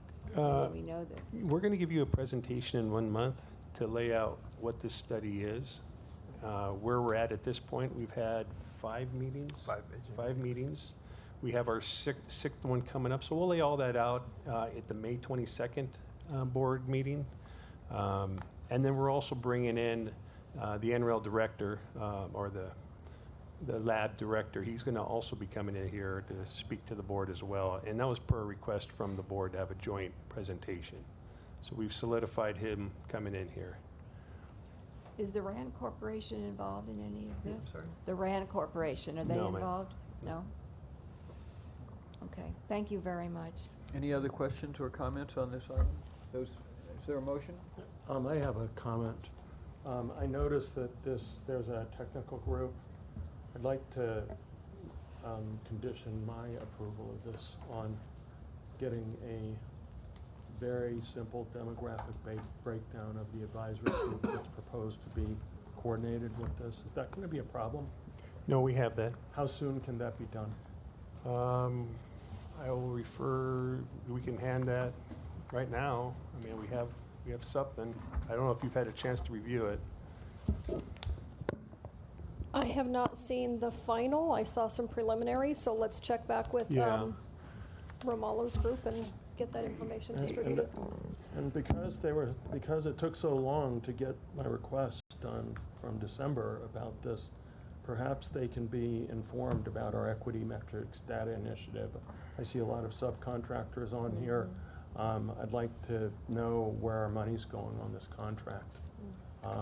And who's working on it, what their demographics are as well. Okay, we definitely can do that. I just want to make a note that the subcontractors on here are partnerships that the motion asks for. So you have academics, USC, UCLA. You have the facilitator herself. She has her own, she has a business. She's a partner there. So she helps facilitate that. If you've been to the meeting, you would see she's the main facilitator of this. So it's not consultants or subs that you would think are a bunch of engineering firms. This is kind of different. It's more tailored toward the motion. Perhaps what you can do is report back in the next 60 days on how you plan on tracking the demographics on who's touching this $10 million that we're spending. Both the advisory group that's advising on it, that Worley Parsons is being asked to coordinate, and the specific Worley Parsons personnel that are working on it. I'm not trying to micromanage here, but what I am trying to do is make sure that the message is sent, that this isn't just, that we care about what the composition of people who are working on this issue, that our city, that it reflects some way and somehow what our city looks like, what Tom Bradley said when he was first elected mayor in 1973. So we will definitely get you that. I just want to make one point of clarification.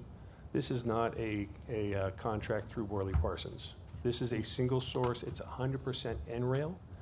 They are hiring their subs, who are these academic institutions, the facilitator.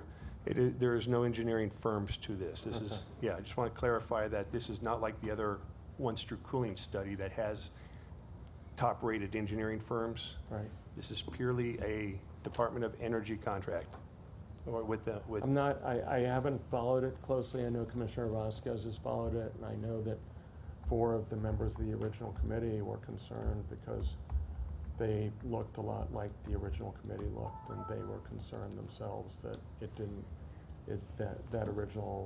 that committee was not looking like what the city looked like.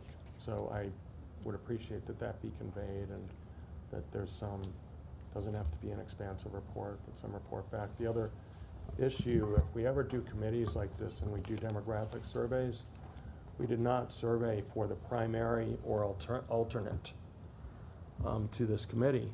Well, men generally have the power, and the power differential gets reflected in who gets designated primary or secondary, depending on the bylaws or the operations of the committee. So I'm more concerned about it, not just for this particular one, but for future, in the future, making sure that information is well known. The last thing we'd want is 90% male primary committee, then 80% female, and it looks diverse from a gender standpoint. But it's the men who still have the power. So my only comment would be very good points. It's something that we learned in developing this AG group. we were really trying to hustle to get this all lined up. It wasn't just the groups and who's going to be in it, but it was also how we're going to do this whole study and all that. There was a lot going on. And looking back, I think one of the things that I would do differently is to say, we don't dictate. This group here does not dictate who is on this study. We go to these groups and we say, please give us 2 reps, and they bring them to us, and that's who shows up. In the future, we could be more proactive in how we inspire a more diverse group being brought in from these groups. I think that future commissions would probably appreciate that. Yeah, it's definitely something we're learning. That's what we're saying. Is there a motion? So moved. Second, those in favor? Aye. It's approved. Thank you. You may now leave that chair. I'm sorry. Item 27, Commissioner Vasquez, Agreement WR 173002 with the Los Angeles Department of Public Works Bureau of Sanitation and LA World Airports. I think you mean item related to 28. Hyperion. 28, yes. Related to Hyperion. So this is an agreement that we have that we're putting forth to pursue funding for an advanced treatment facility at Hyperion. This is something that actually an advanced water purification facility takes recycled water and purifies it to very, very high quality. And instead of being used for something like irrigation, which typically you have recycled water being used for, pretty much you can use it for applications such as cooling water, which is something that LAWA is interested in this product. So we have the Assistant Director of WETS, Bill Van Wagner, who's happy to explain the project and answer any questions for you. Thank you.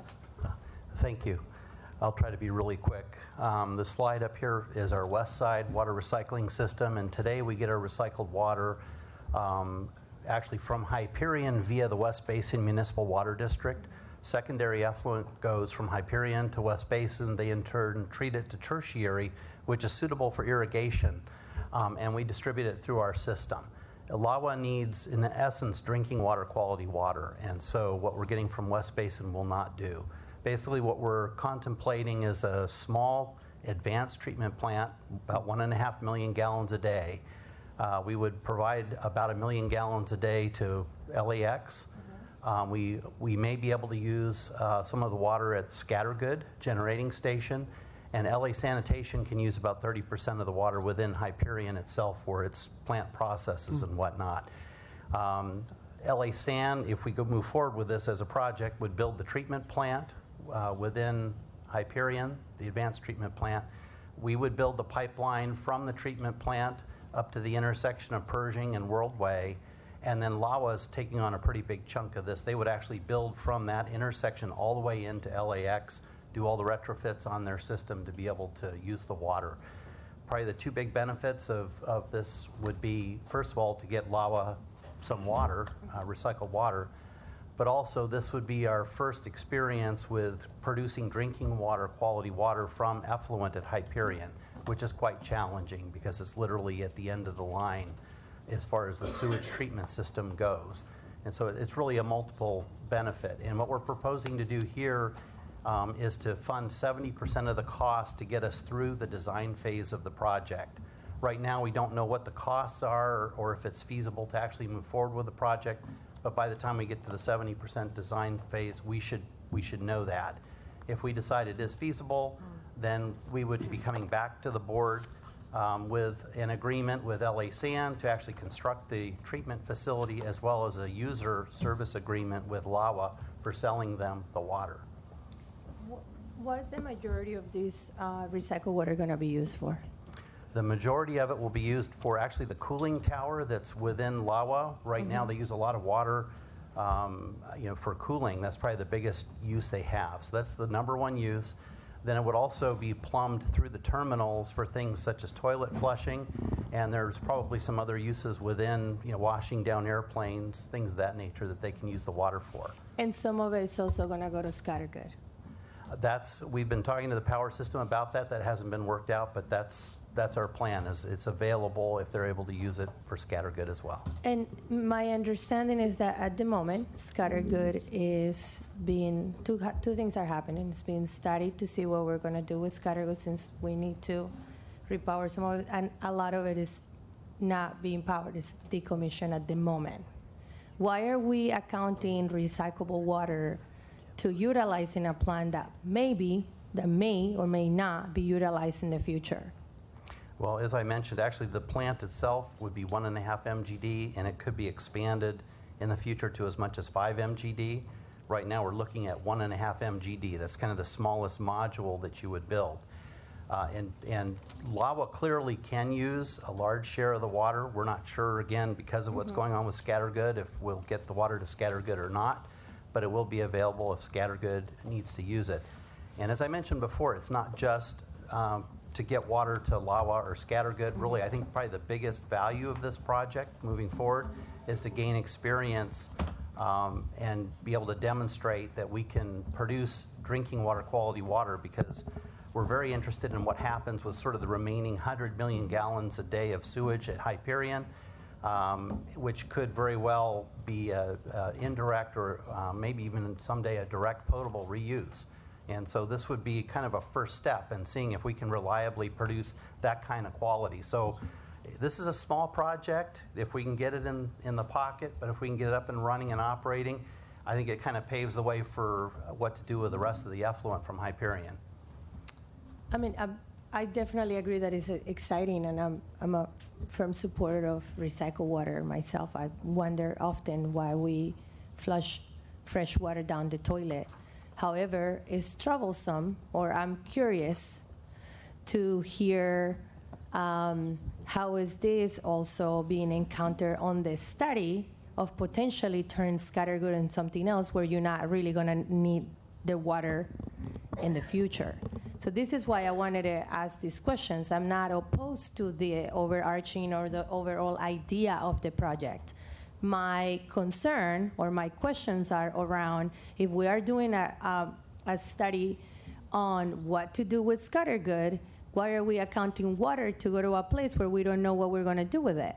Well, again, the largest use is going to be at LAWA, and we'll see how things develop as we go through the feasibility assessment too.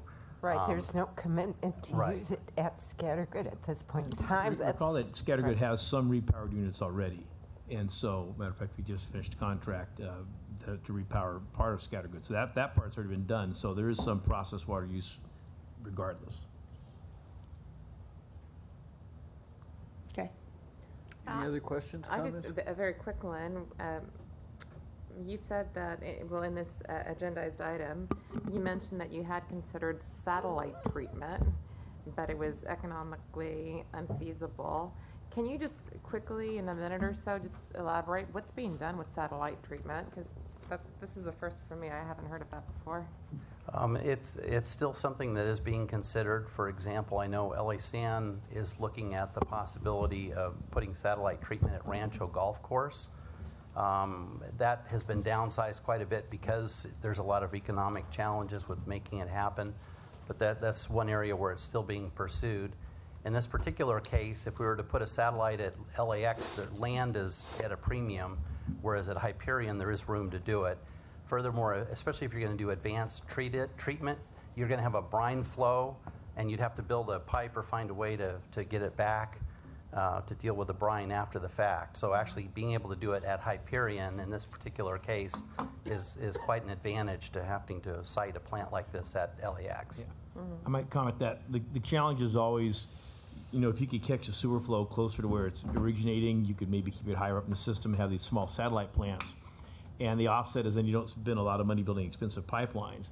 The flip side then is that sanitation has a number of new facilities to operate that do require operators and regular visits and that sort of thing. And these are technical facilities, so they do need attention. So it's a big compromise as we work together as to whether you build pipes a certain distance or whether you try to put more small plants, because someone's increasing their workload and the costs a lot. So we're working very closely together to try to optimize those choices. And this is one instance is to try to keep, as Bill said, if you keep something at Hyperion, they already have the staff there, they already have the effluent situation there. If you build something remotely, even if you treat a certain amount of water, then you still have a byproduct from that that's going to work its way downstream. So there's a lot of weighing back and forth, and it's also splitting responsibility between the two agencies as to who's going to pick up which piece. That makes sense. All right, thank you. Is there a motion? So moved. Second. Those in favor? Aye. It's approved. Commissioner Thunderberg, will you please do item 32? I would be happy to.